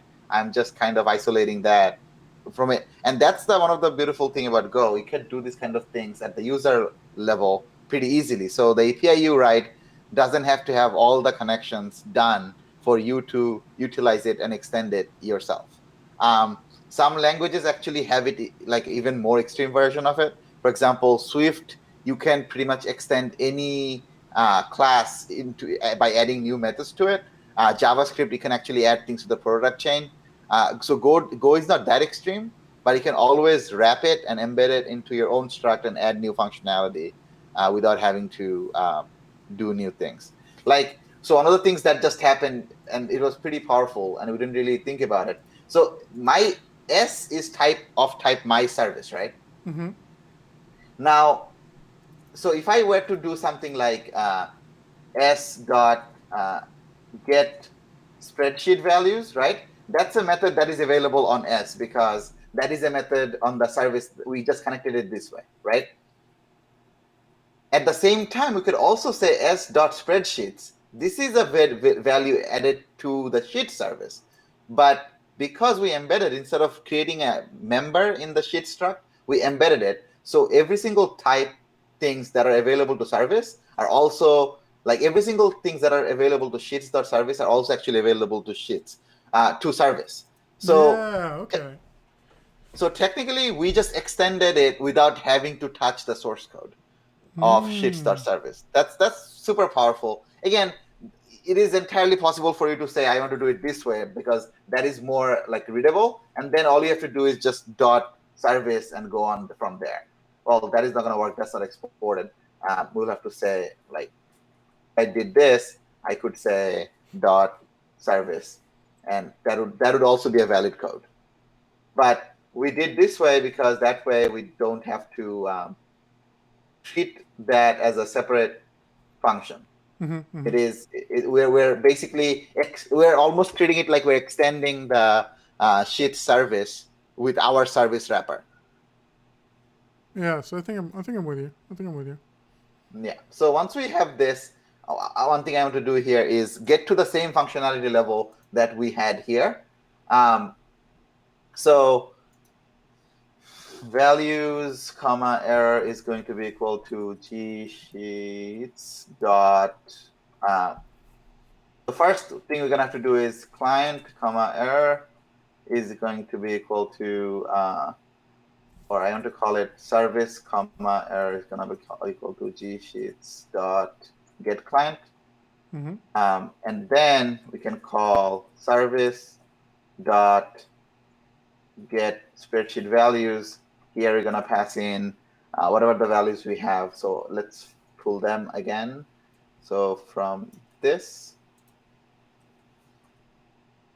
to the range we had was C2 to C1000, right? And fumped print line values. So that was the code we had before. I still could be some path issues. I'm not going to be too worried about just yet. There is one error I'm still seeing. You don't see any error here yet, right? Not on this one, Okay. but So, back in okay. here we I don't don't. have the Oh, find. we're not using. We're not doing anything with the error. So Yeah. that's something we should do. For now, let's just say I don't care. Well, I should care about the error. So we should say if error not equal nil, log fatal line error. So you can always panic, but I like logging it instead of panicking. I think the output looks a little bit more nicer, and the computer doesn't seem to like die on the inside. Mm-hmm. So that's just okay. So in terms of line saved, we didn't really do too much, but we're gonna see the benefit of it just in a second. So I don't have access to the terminal. If you want to go ahead and use the terminal to run this. This one couldn't find sheet to tweet package G sheets. It shouldn't be this. So it should be github.com/JJ Asgar, then sheet to tweet. Like that. Yes. Oh, there we go. Yeah. For some reason, your VS Code extension wasn't. You have to save the file though still. Okay, here it is. And one of the things you're gonna see, the Go format, right? One of the most beautiful thing about the language I love is that I think in the Python community, in the Java community, in every single language community there is a never-ending fight of what means of formatting your code, right? In JavaScript, the fight is so extreme. They have literally linters and prettier and configuration. Like there is literal configuration for companies. So Airbnb has their own configuration. Facebook have their own configuration. All of that is just nonsense, time-wasted things that you're doing. How many space you count, how many tabs you make, these are completely unnecessary like arguments to have. So the Go team was very intentional about from the get-go, where Go format was part of the language spec and comes bundled with the language itself. So if you on a terminal type Go FMT, that is a thing with the binary that comes with the language itself. That means every single Go code that is being written has the same style. Nice. Right? So, and these are very simple things, but like when you want to build when you want to think about a language to build a project, and you want to use it to like do things other than just writing simple bash scripts, you want to have a way where you can, did you run it already? No, I was just about to. Yeah, just run it. Let's see if something happens. Hopefully something happens. Don't break, don't insult me. Yay! Things are still happening. Oh, that's This right, is, because again, we don't have anything in the other. we got rid of every other column. Yeah. So if you go back to our code again, I would like to just point a couple of things out. We have done a few things. Honestly, if you look at just purely on the line count perspective, I don't think I saved you any lines, right? Like, for example, here, the entire application was from 12 to line 21, 10 lines. If you go to my one now, I still have about 10 lines of code in the main, but I have another like 30 lines of code in the package.go, right? So why did we go through this step versus the other step? This is for just making sure that we're utilizing exactly how much we need to and no more. And we're doing a little bit work now, but eventually once you have all the functions set up here, you're going to see the usability. You can already start seeing probably, but if you're not seeing it yet, I would say once we have a couple more functions, like that makes using this a breeze. You can just pass in something, get something back, and the interface is very locked in. Versus the API that they have written, they had to cover like, oh, I don't know exactly how much things they're going to send me, so I'm going to cover all the base cases. But instead, here, we know exactly what we want to send. We know exactly what to get back. So we can be very intentional. We can write a little bit more code on the package side, but in the main.go, we know exactly what our function takes. We know exactly what our function returns. So that makes it like very easy to read and extend eventually. So that was the Sheets part. That was fine. Now let's pay a little bit of attention to the Twitter.go part side of things, which is gonna be my hope is gonna be easy. So the first thing we're gonna do, go Google, go Twitter client, and there is no official Go Twitter client available, unfortunately. But good news is Twitter API is like they just Twitter client, API client or API. That's fine. You're gonna find it something with it. So that's the first one, DG Hubble. And if you click on the reference, the Go reference icon next to under README, that will take you to the package.go.dev. That's another thing I rather enjoy about Go is any package published on GitHub or anywhere, package.go.dev, it's a website managed by the Go team. They will automatically scrape and pull the information for the, doesn't scrape. So if you go to package.go.dev and pass in the GitHub URL, they can build the documentation on the fly because Go documentation is built from the Go comments on the code. And for your own code, you could also generate this thing with a tool that is built into the Go language itself, Go binary itself. Nice. So right now we have our extension. So let's click on examples and see how we can use this thing. Let's click on usage. Usage is probably fine. Go back once. Click on usage section. Yeah, that's so to send a tweet, we only need the line, send a tweet line right below. Right there. You see this? That's all we honestly need to be able to send a tweet. So the other thing we need before is the config, token, HTTP client, and client. So we need these 4 lines. And then that line. And that's it. And this is going to go in. Let's drop in our like the main at the top level so that we can test it out. Then we can build the package again like we did and make it nice. But this is just our experimental stuff we're doing at the top level. What I like doing is under command folder, I create another folder called temp and have a main.go there, but this is same and this is fine. So just save it and let's see if it just pulls the right things. It doesn't because we haven't imported any of these things. So let's go back to the library. importing is not going to work. We have to go get these things because we have never done it. So click on go install at the top level. And once you have clicked install, you need to run that. Yep.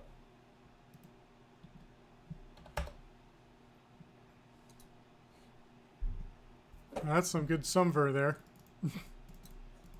I didn't see it for a second. What oh, yeah. Huh.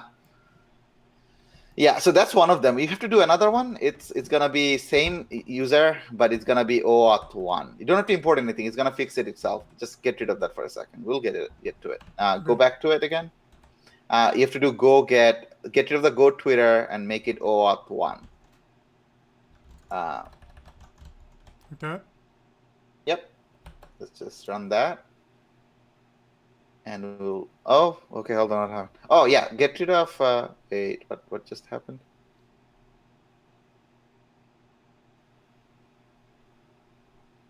Did I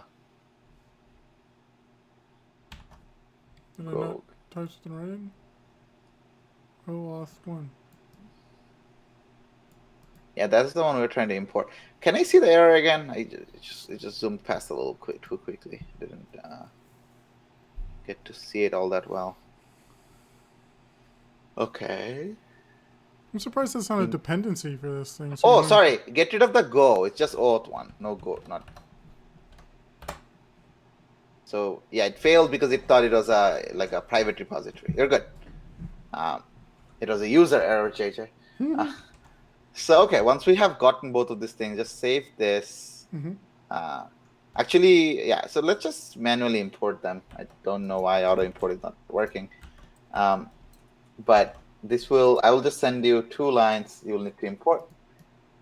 Put them in the import that you have. Yep, that's exactly what I was going to do. Yep, that's exactly. Yep, perfect.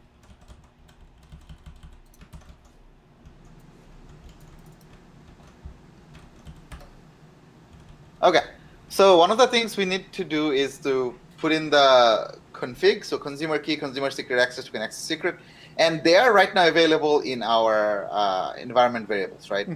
Okay, we're not going to open that just to keep our stream key free. But another thing I would like you to get is, can you put this line in your code as well? This one is for, so you have to first go get github.com/zoho/go.env. Where'd you send me that link? I am sending that on. Okay. And also this one.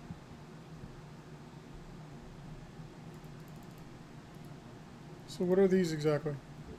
So we have a .env file right now, and you could technically load the file in memory and go through, parse it, everything. But one thing we want to do is automatically just load our environment variables, and the auto load would do that for us. So all you need to do right now is put this in your import, and this is actually good because this is going to be a good learning moment. So if you copy paste that and put that as part of your import, and yes, the underscore is necessary. You need to keep the underscore. Okay. And your parenthesis went away, so you have to bring that back. Okay, so just save it. It's going to figure it out eventually. So the underscore in Go import, it's called implicit import. We're importing something without actually importing the code. You are just importing it so that the init function gets called in the package. And the init function in autoload, what it does is basically loads the environment.env file at the root of the directory and sets up all the environment variables automatically. So the thing we're going to do manually, autoload does it for us automatically. So that's what we're saving by not having to go through it ourselves. So at this point, when you run the code, autoload will save all the environment variables and the key value pairs. Now we can start loading them. So if you open up in m.example, we can know which one we need. So basically, so Go has a package called, you just copy that in so that we know, copy that into our main.go, the first file. And just like as a comment, just drop it in there somewhere.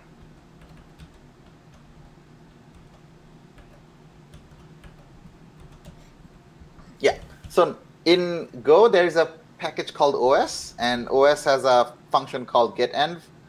So you could just directly say os.getEnv and the name of the key. Wait. Consumer key, so os.get-env. So another thing, any package that is exported in Go, it would be uppercase. So yeah, it would be uppercase. And then parentheses, it's a function, then it will pass in the key. So Twitter API key would be the key. So inside quotes, it will be Twitter API key. Okay, and Like that? yeah, and the comma, that'll be same thing, os.get. And I need to make sure the environment. Oh, so the getEnv, E is not capital, E is lowercase.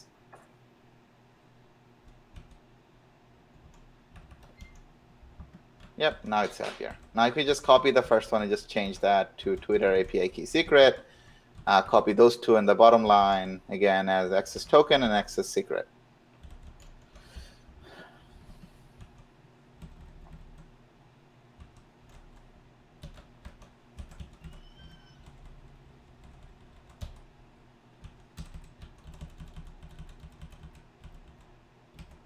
You didn't get rid of the quotes enough. And you still have extra parentheses left on the first one. Okay. But we're close. We're close to being done.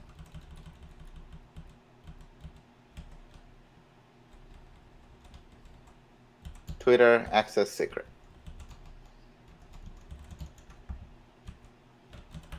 Okay. Now we have our Twitter client right now at the line 24. Next thing we need is our Twitter client to do something, and that is the code example available on the package itself. If you go back to the browser, and that's so. Before we send out a tweet, instead of sending out a tweet, let's just try to get some tweets from the timeline. I think it will give us the same type of thing. So you're getting three things back, right? So you have a tweet, you have a response, and you have an error. Response, we don't really care about. You can underscore that. You can ignore that value. So you can just, instead of response, you can just put underscore. So in Go, again, since we're not, so no, I'm not under, just get rid of the word response, replace it underscore. Yeah. In Go, since we're not allowed to not use a variable, if you don't want to use a variable coming back from a function, you can ignore it by putting underscore. So if, again, you know the drill. Yeah, if the error is not nil, you just panic with error.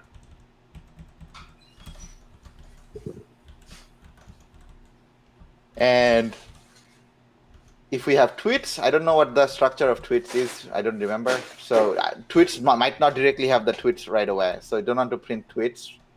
Let's see what tweets has to be able to return it.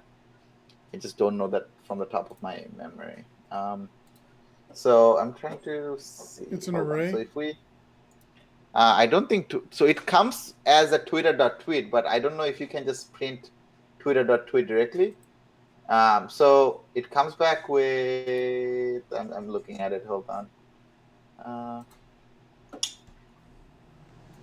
So click on the return that comes back.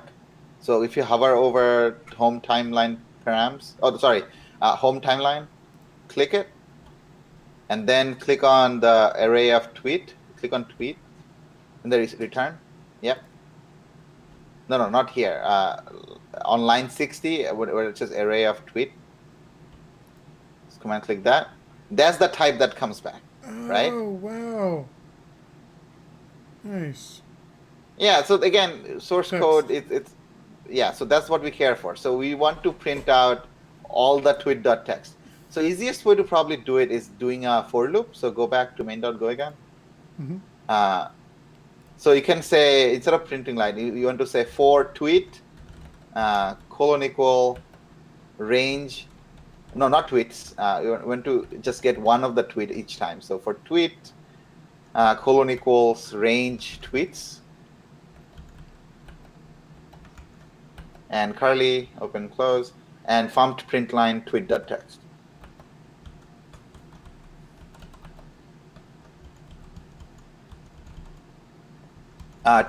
Capital T text. No, this is going to be lowercase tweet because that's your tweet in line 26. And the value is going to be dot capital T ext text. Okay. I think that's it. Hold on. So the tweets text, it doesn't know what text is. I think we have some type mismatch. So tweets, what is type tweets again? What is the type of tweets? Line 20. What is it coming back? It is of type Array. It's Twitter. Yeah, it's an array of Twitter.tweet. Okay. So each of the tweet is of type tweet. So click on command click on again. Go back to your source code again. Statuses.go, the third file that is open on the top. So that is what you have, a tweet struct. And I want to get the text. It is exported. I think it's just like being annoying. It'll work. So let's save it.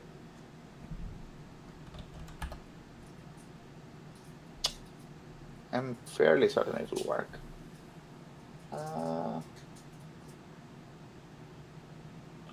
Type int. Oh, sorry. That's what I know. For the for loop we have done, for loop takes two things. First thing is the index. Second thing is the value. So you have to do underscore comma tweet. That makes more sense.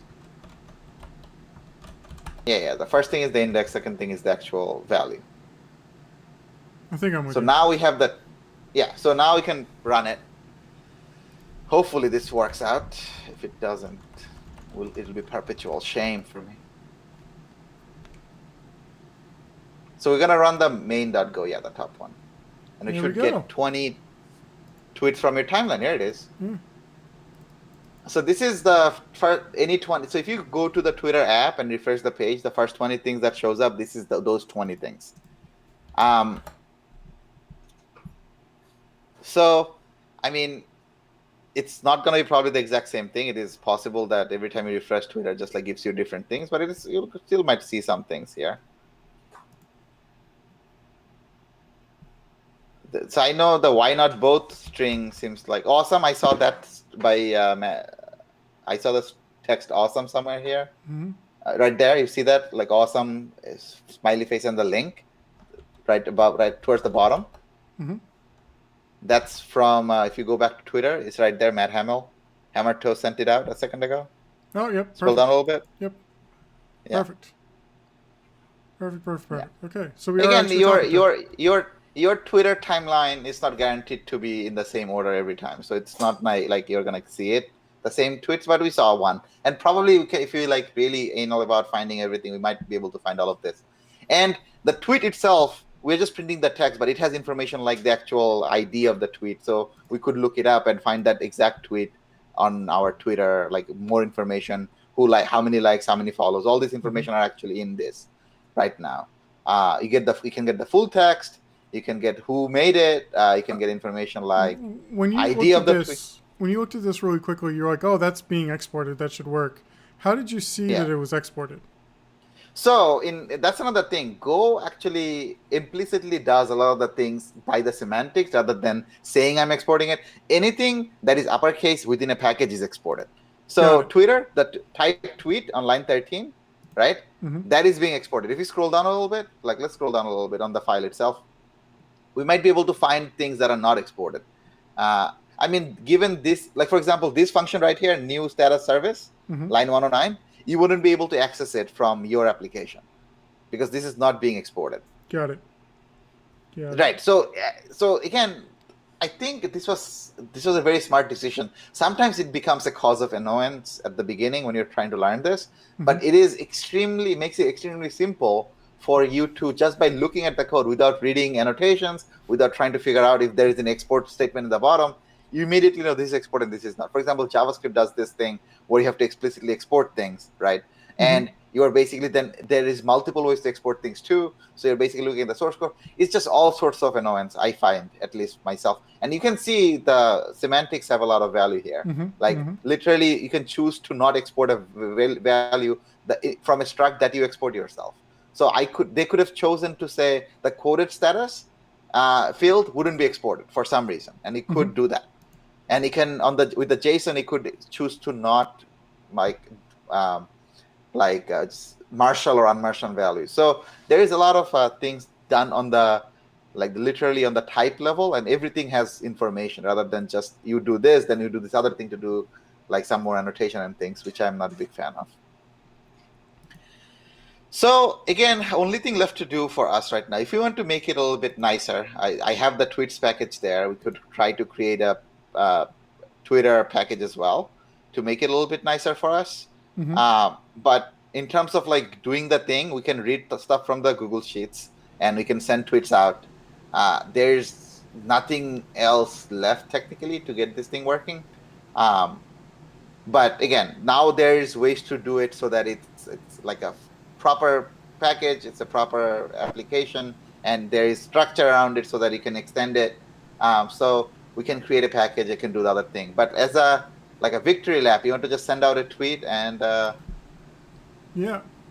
Let's see here. Yeah, or do you want to just spend 5 more minutes setting up the package so that we can send a tweet out from our Google Sheets so that we are true to our name? Yeah, let's do that. That's okay. Okay. So another thing then, if you want to create a new package, I would say we go to our tweets, create a new file called Twitter tweet.go, and then once that file is created for me, I can say package tweets. I can say func get client, and in this we will just copy in the code that we did on our main.go to get the client. So if you want to pull that code in real quick, so this would be this to that. Yep, perfect. I'm learning, slowly but surely. Yeah, just drop it in there. And let's see so if you save it here, it should auto import the things. If it doesn't, we have another problem, but it should auto import these things. It didn't import OAuth 1. So let's just make it import OAuth 1 by just copying it in. We did both of those things. Well, we don't need autoload here. Autoload is happening here, so we just only need the OAuth 1 for now. Let's just copy OAuth 1 there. Because autoload will happen at our main.go level, because that's the first thing that happens in our application startup. Got it. Okay, save it. Okay. So we have saved it. Oh, we also need the Twitter. Sorry, I didn't see that Twitter was being used here as well, line 15. So we need to import the Twitter stuff as well.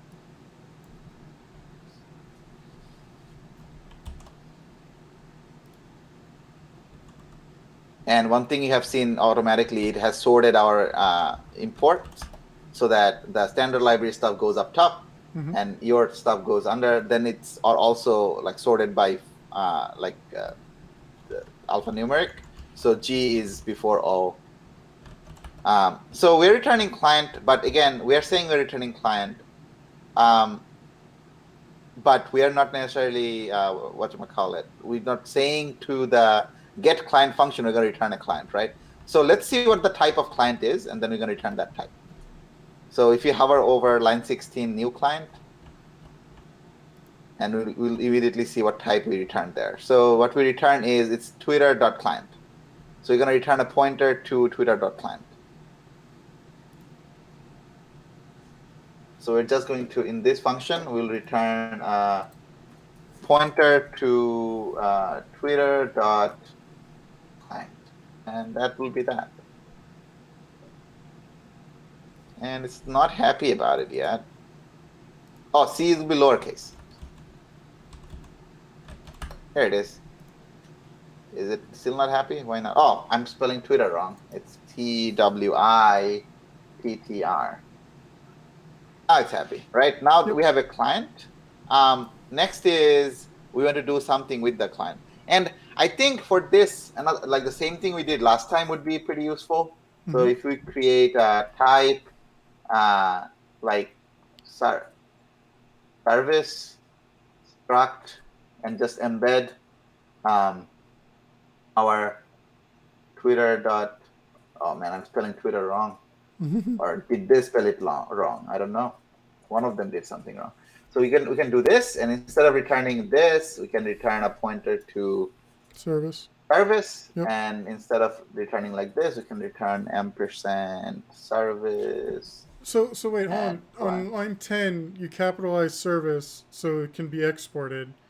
But does that mean we have now two services, one from G Suites and one from Tweets that can be right, but the exported? thing is, they're package isolated. So It'd be tweets.service and G. yeah, I got it. I'm with you now. Okay. yeah. So we are doing that now. If we go back here, we have the values coming in here. Now we can say tweets dot get client.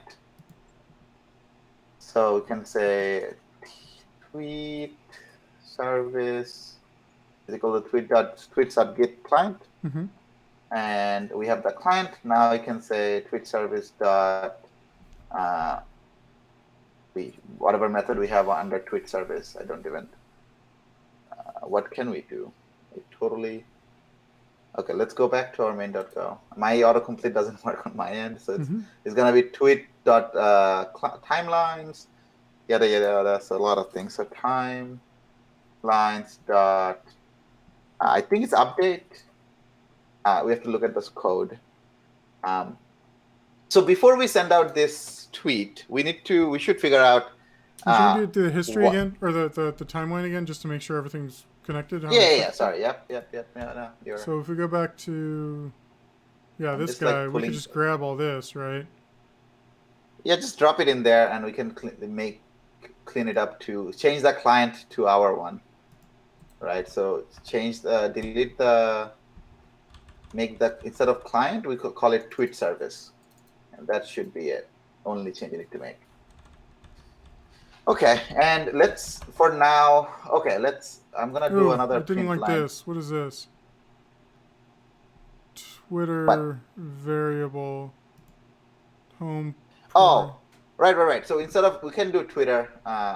This is type Twitter. Oh, we're not importing Twitter. Just import Twitter.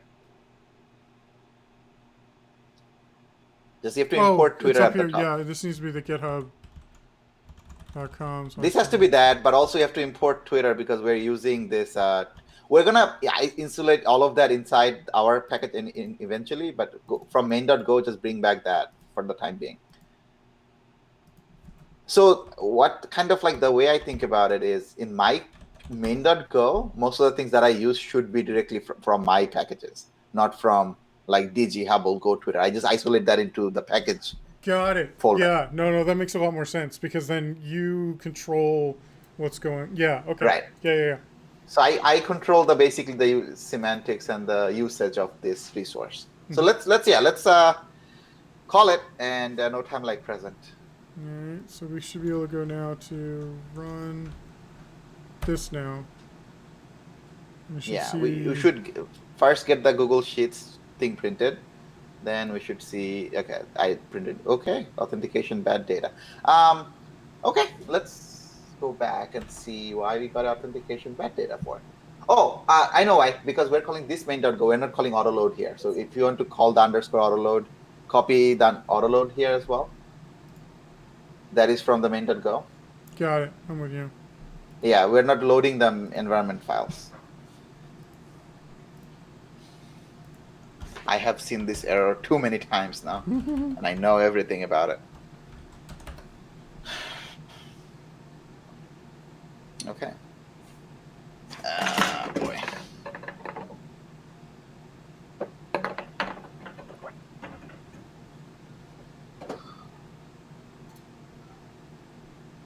Thinking about it.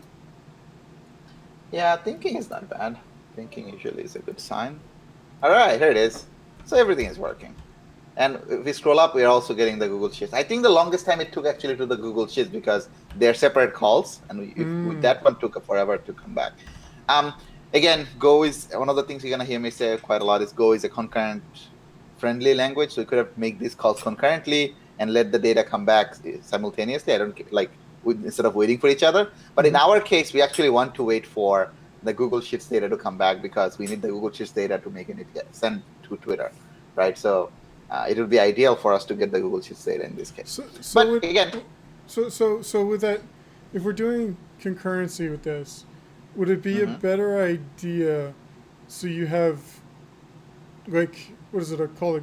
Is it called a go routine that Yes. goes out there and periodically reads from the sheet to figure out and compare against the time, and then if the time is passed and that sent isn't there, it goes ahead and tweets that like on a minute time or something like Uh, that. you could do something like that. I was thinking something a little bit more simpler, even because Mm-hmm. that would kind of do what we want to do. So, um, for doing something in a period, you don't necessarily need go routine. You need something that like you can run a thing and a cron's kind of schedule, right? Mm-hmm. Another way you can think about if you were to think of, right, okay, where is this application running in? We could run it as a cron job in Kubernetes, or even we could even try. So Code Engine as a new service coming out in, I think, in a couple of weeks, going GA. So there is an idea of like a job, Mm-hmm. and because our task is very linear, right? It wakes up, it looks at the Google Sheets, looks at how many tweets it needs to send out, and it just like sends them out, and then it dies. I don't really need this job to stay around and do anything else. I don't need it to like react to an event or anything, right? Mm-hmm. Um, because we only care about, let's say, every 30 minutes this wakes up and sees any new tweet was added to the Google Sheets or not. If it was, go ahead and like take that and make a new tweet about it. Mm-hmm. Or if not, just like go back, like no, right? Mm-hmm. So so one thing we could do, and this is gonna be a problem for us to do right now because we cannot authenticate against the Google Sheets API. One of the things I was thinking we could do is every time we send a tweet out, we update the Google Sheet ourselves. Right now, we can't do that because we're making a viewer only Oh request. We yeah, can only we're only read doing it, views. Yeah. we can't update it. Um, there, again, I think if we ever come back to this, one thing we should try to do is figure out what the hell is going on with Mm-hmm. Google's API keys so that we can actually make authenticated requests, so that we can actually make updates. Right now, we can only read, not update, which is annoying as hell. I'm not happy about it, but uh, such is life. I will probably take another whack at it if we can figure that out. But once we can do that, what we can do is come back to the Google Sheets, update a row or column saying this tweet was sent, and next time we come back to it, we can read it and say, oh yeah, this is already sent. Don't send it. Send the next one, like whenever this array element is empty or something. Mm-hmm. But right now, as it stands, I think the only thing we could do is look at the Google sheet. If there's any tweet left, we can do this.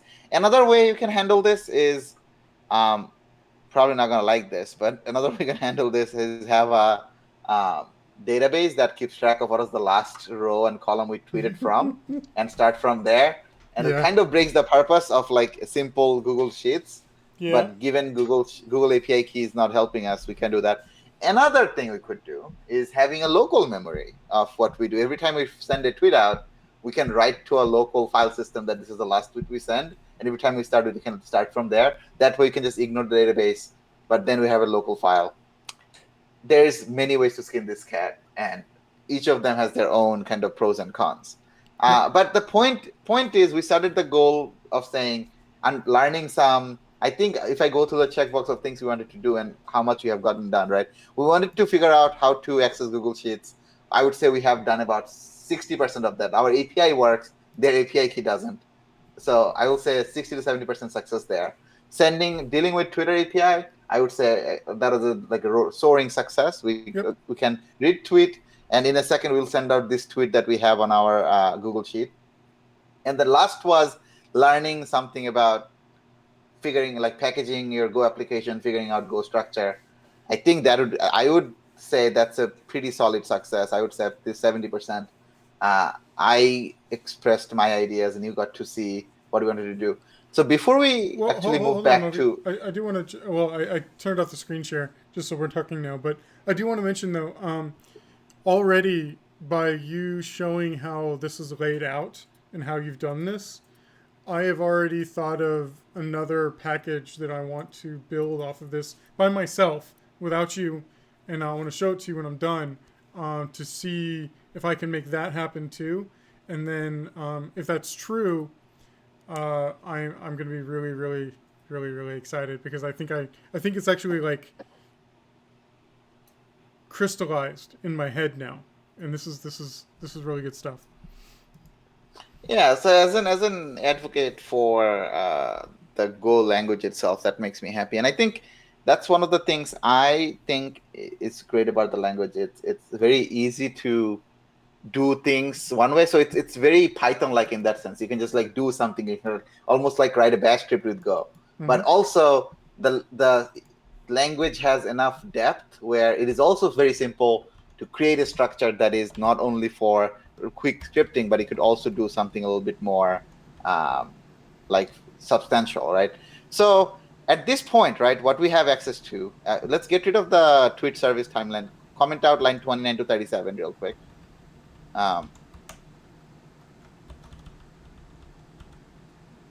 Yeah, let's comment that part out. Hang on.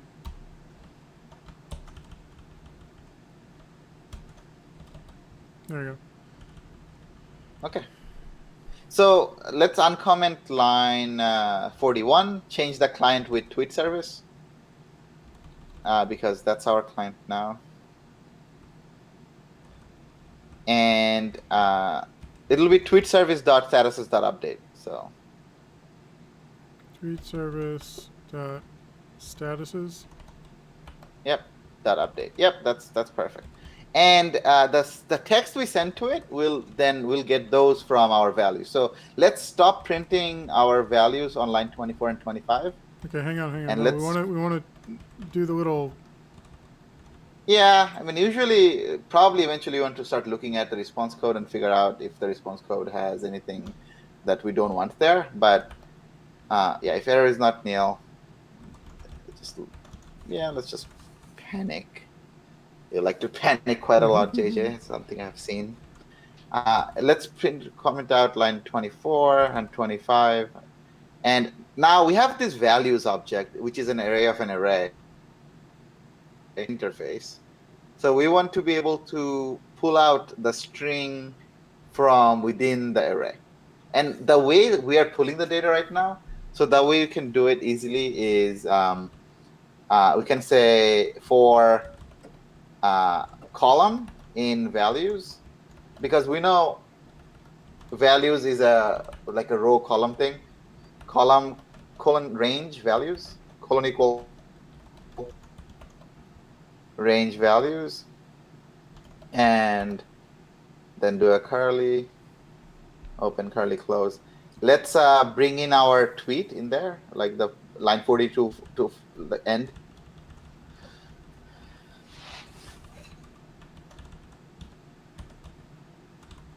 Again, this is not going to be our final structure, obviously, because we have to change that. Don't we need to put this higher and up? So tweet service will be above the column, for column call, yeah.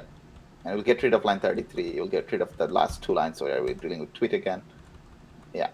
And I think we have a missing curly braces for int main, for func main. So func main doesn't have a closing curly.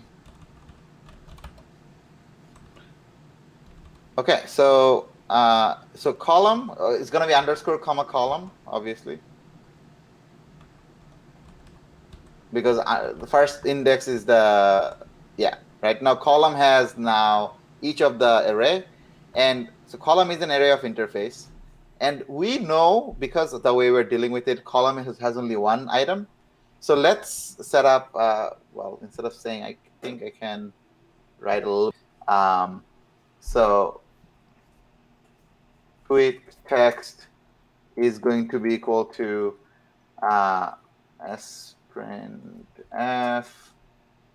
%v comma column 0.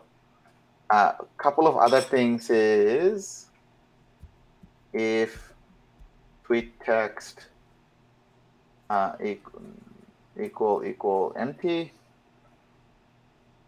continue, else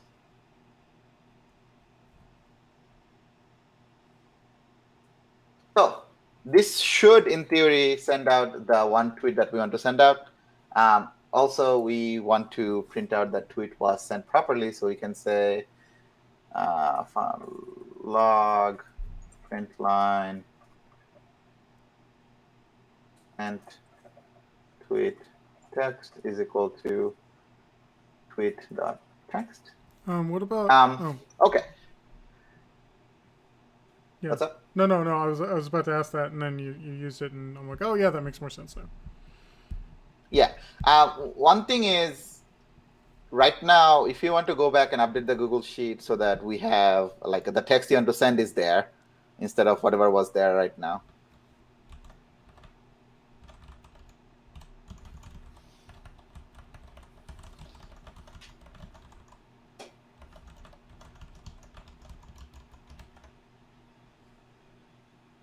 Yeah, why not? Now, if you're happy with that, let's send it out. Let's fire in the hole and see what happens. Right.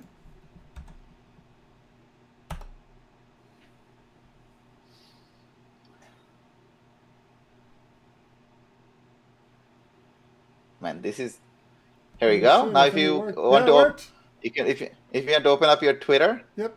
Somewhere. My tweet deck just showed it to me. Nice.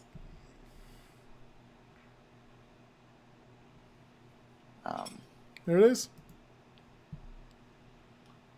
Yay! Nice. Excellent. 10 people have already seen it. Look at you being all famous. Okay, let's improve this a little bit, right? After you sent out a tweet, let's update the send column and add something there. Let's add something in the send column. Anything. No, we can add it from the tweet, obviously, because we don't have the authentication stuff. But let's say you send something manually right there. Okay, let's go back in our thing. Mm-hmm. And instead of reading C2 to C1000, let's do C2 to D1000. Let's read those both columns. Okay. So it's going to be reading from the top left C2, bottom right D1000, and all of the, so both of the rows, right? Mm-hmm. So we can do two things.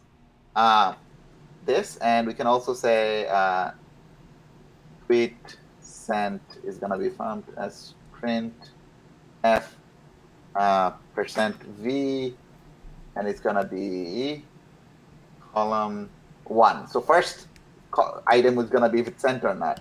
And so if tweet text is empty, just continue. If tweet sent equals not equals empty, then we also continue. Mm-hmm. Mm-hmm. Because if there's something on the tweet sent column, we just continue. I quite believe that this would work. Okay. I would just say, instead let's of like fire it. Instead of okay, because we're looking for a nil string, right? And that's a specific. Okay. Yeah. All right. Let's give it a shot. Hold on, before we do this. Hold on. You already ran it. Oh man, come on. Okay, it's fine. I think it'll be fine. Okay, nothing happened. So, all good in the neighborhood. Nice. Nice. I mean, we can consolidate these two situations by doing an and, but or like doing an or. Mm-hmm. But it doesn't. It's fine. We don't have to worry about it. Let's keep it here so that we know exactly what condition we're checking. Mm-hmm. That's a bit more explicit. But again, it's basically the same as saying this. Yeah. I'm with you.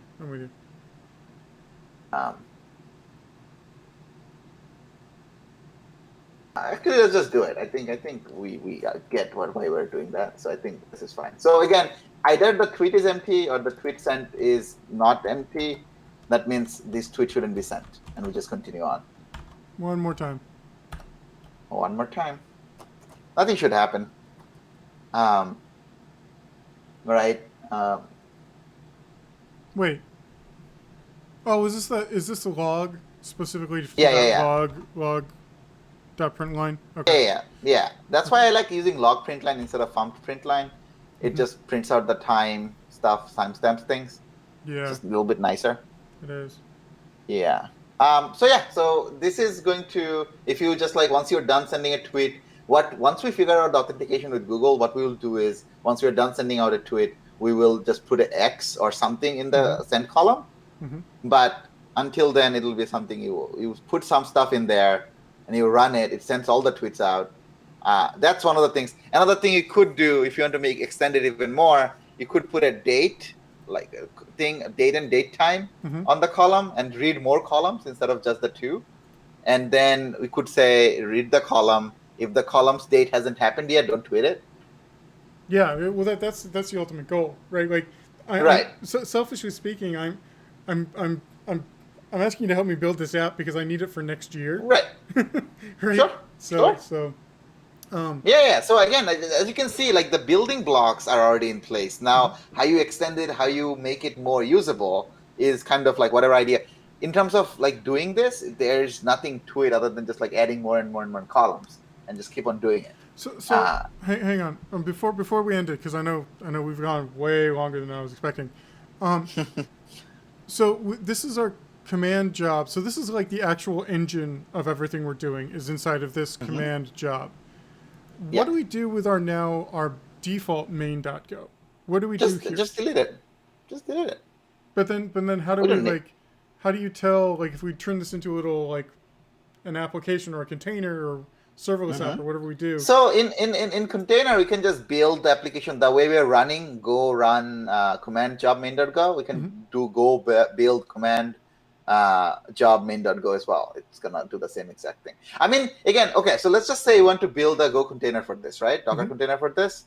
Let's do it. Why talk about it when you can just do it? Okay. So it is okay. Let's do. I'm gonna send you a Docker file. Again, it's very simple to build a Docker file, but the one I'm sending is it has a little bit more security features bundled into it. Well, hold on. Don't use that. Never mind. That's not the one we want. Hold on. Let me send you another one. I have many Docker files for Go.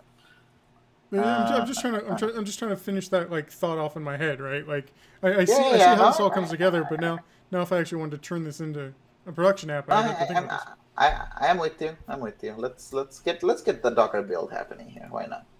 I think it's a good exercise to build the Docker. Okay. Oh, you don't have a key.json in here. What I don't have? What? Key.json in here. Oh, in terms of like not pushing it? Yeah. Well, yeah. No, just put it in. Again, our key is not doing jack shit right now, so I guess whatever. That's true. Yeah, I guess you're right. But like, still put it in there and to put a key.json.example in the other file so that we build it. But in terms of like, anyway. Okay, so this is a good example, and although the version needs to be updated, so we'll do that. Take this Docker file, bring it into your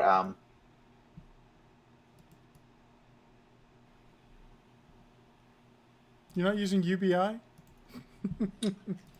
This was done before Red Hat was an IBM. We bought Red Hat, so yeah, no.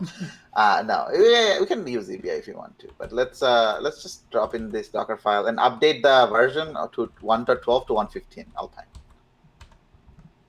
Okay, so let's and we don't need to expose anything, so get rid of the expose part. Although it turns out, the expose command on line 32, this actually doesn't expose anything. Yeah, I've learned that recently too. It doesn't do anything for it's you. Just basically just a documentation thing for the user. And a couple of other things we have to change here is when you're building, it's gonna be go build the full path, not what we're building now. So it's gonna be go build and the file after app instead of after slash app is gonna be instead of dot is gonna be /command job main.go. cmd job main.go. Here we are. So this is following some of the best practices here. We created a user with a different group, although we are not using UBI here, but we're still creating a user with no extra permission. So we're not building a root container. Where after that line 24, we're doing a second layer of the image. We're saying from scratch is final and copying in the user password and just the binary and setting the user as nobody. So once we run this application in this manner, we'll be inside a Scratch container, which is going to be extremely small. In the Scratch container, basically, there is nothing other than the binary. And so this application the attack vector is really small because you can't even get a shell into this container, which is nice. So then that's the reason why the EMV file is okay to have here, because when we build it, it builds it into the Because container. when we run it on Kubernetes or containers, we're not going to actually copy the end file into our Docker file. We're going to do it via basically do it via like the environment variables in the Kubernetes system. So even if we, in line 18, although we're copying everything from current folder to the next folder, although the best practice probably would be to add a Docker ignore and put the .env file and all the other files that we don't want to copy, even in the temporary Docker image. But even then, like at the end user, the image the user interacting with doesn't even have anything other than the binary at line 28. And it also have the user group, user password. So line 26 and 28, we're only copying the binary that we need to run the application and nothing else. I think I'm with you. Okay. Yeah. So the reason no one can access our sensitive data in this case is because the image doesn't even have the sensitive data for them to take it. So Okay. Nice. So if some miracle someone actually can hack into a scratch image, which is already pretty difficult, there is nothing to hack because there is no data. Yep. Okay. Yeah. Nice. All right. Well, let me. So let's just build it. Let's build it. No time like the present.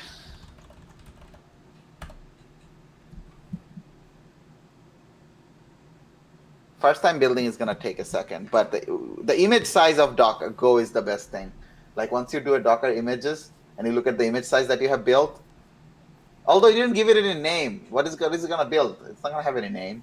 That's fine. I'll just do it. It'll be the most recently built container. Well, you're gonna have 2 containers built, by the way. So No, that's fine. That's fine. Shame, JJ, shame.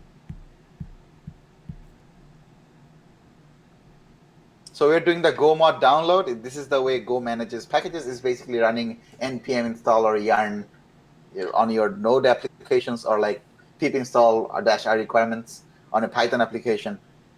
So that's how Go is managing its dependencies.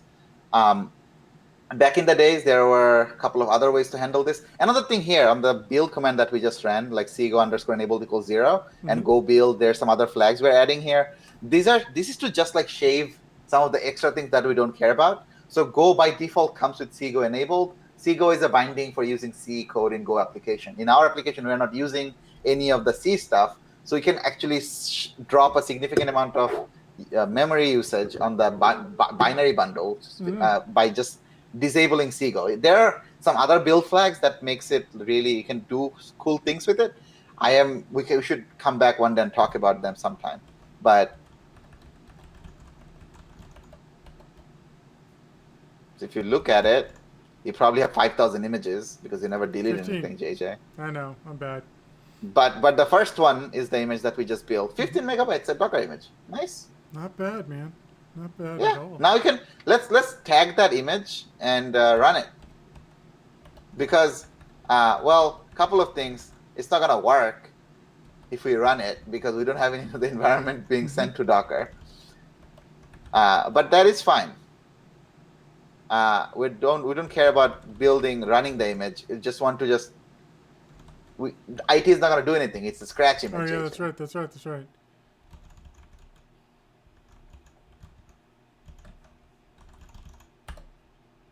It's gonna fail. But the point is, credentials is not there. Key.json is not there, and other things are not there.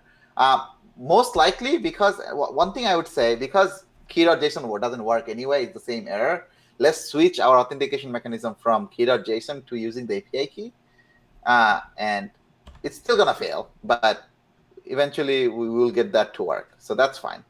Yeah. So it's this one. Yep. So I think that will be with API key and get the API key from the environment variable, which we're setting already. So if you replace this with API key instead of with that, and this will take the API key as a string. So the line before, let's get the API key from, or right here, os.getEnv, whatever we called it. I don't remember. Hang on.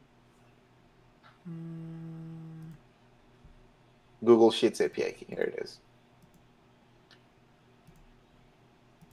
env.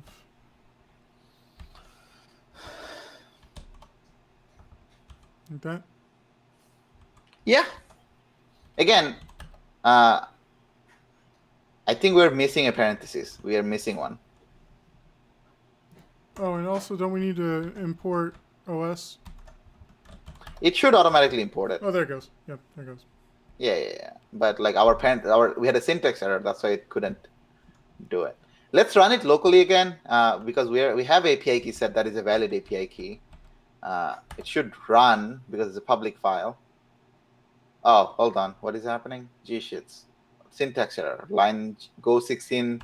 Okay, let's go there and see what's happening. No, I didn't save it.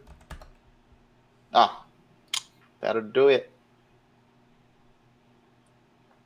Nothing should happen because again, our API keys. So let's improve the quality of life a little bit because I would like to. We want to see more things, right? Okay, so log print line got client, and then log print line print f got the rows to parse, and let's pass in. I mean, len. while we're doing this too, we should probably create a environmental variable for the spreadsheet name also, or ID, right? Yeah. You can do that on the end. We'll replace that over here. I'm just like changing some of these things. Okay.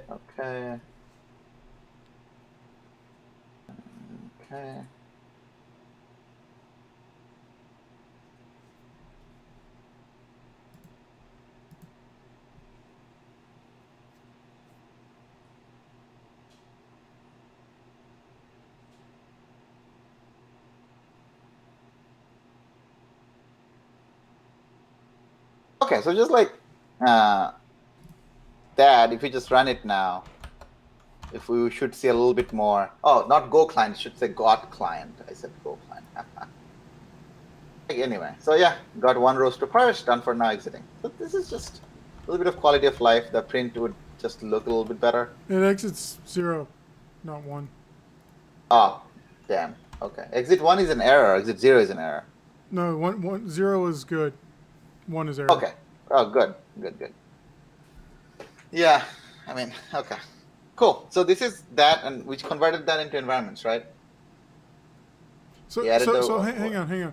While we're talking about this exit 0, exit 1, if we do this log fatal error here, is there like an OS exit? So fatal, it automatically exits. So fatal is a wrapper between log print and OS exit. Oh, 1. okay, cool. Okay, cool.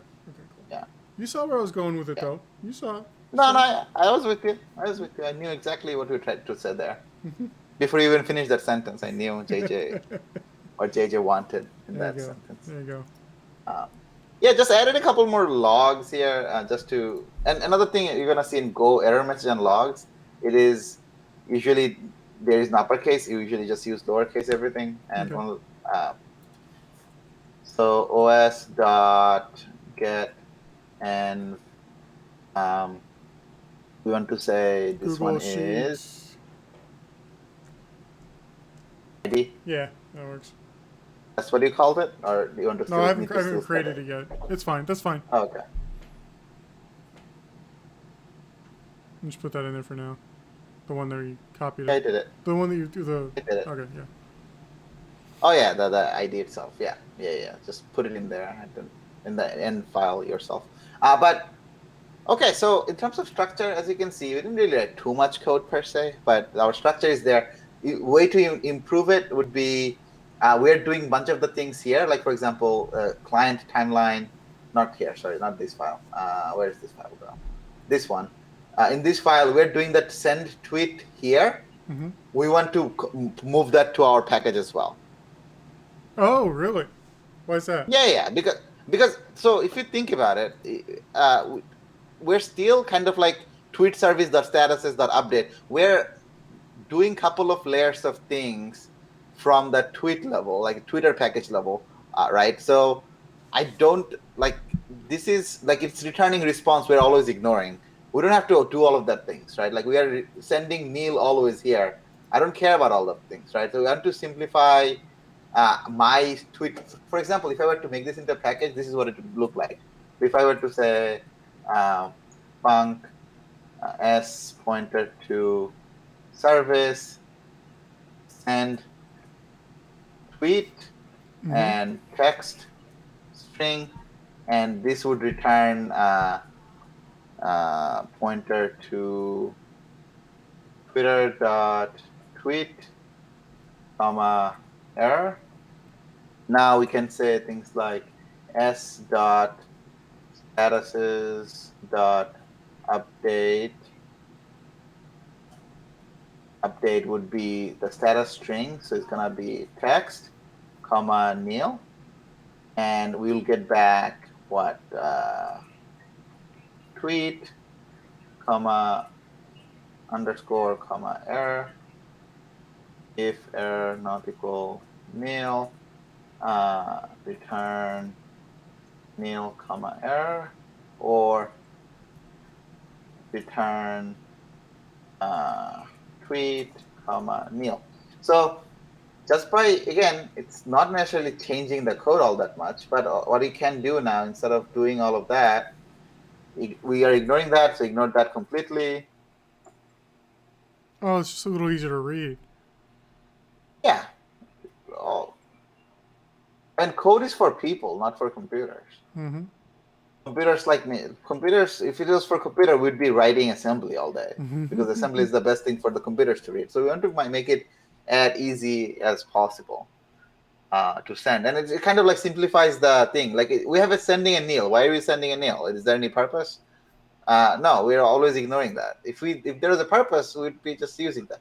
Again, the purpose of using the package, in my opinion, is to make sure we didn't have to because it's a library we're already using, but you kind of follow the same philosophy for things you're writing from scratch as well. Mm-hmm. From your user's point of view, end user, you are the end user in this case, but from a user's point of view, you just expose exactly how much they need to know and use.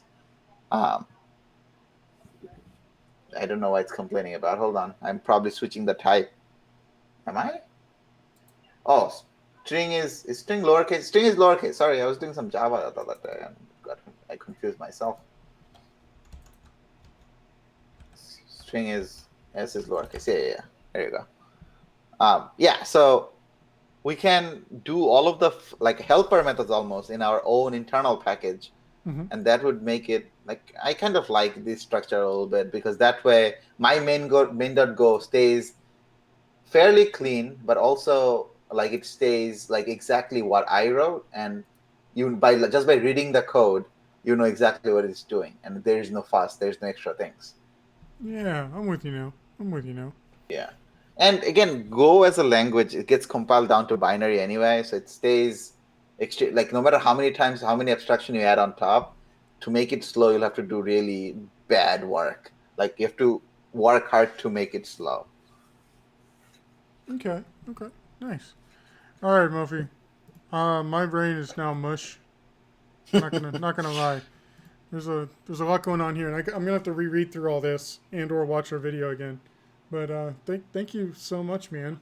This is Yeah, I mean, most of the like first 60% of the video is just going to be us dealing with Google Cloud API situation. But it's all good. That's what streams are for, right? That's what streams are for. So, all right. man, I'm looking at myself at the Twitch. I am basically just buffering through the whole thing. I don't know what's going on. Well, I'm according to at least OBS, the video seems smooth. So I'll start uploading this here as soon as we're done here, and we'll have a nice little history lesson for yeah, yeah, sure. yeah.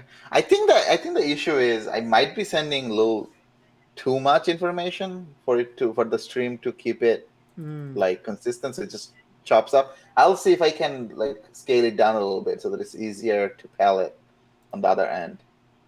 nice. Yeah. Cool. All right, sir. Well, you have a good weekend, and I'll talk to you on Monday. I will. Bye. Bye now.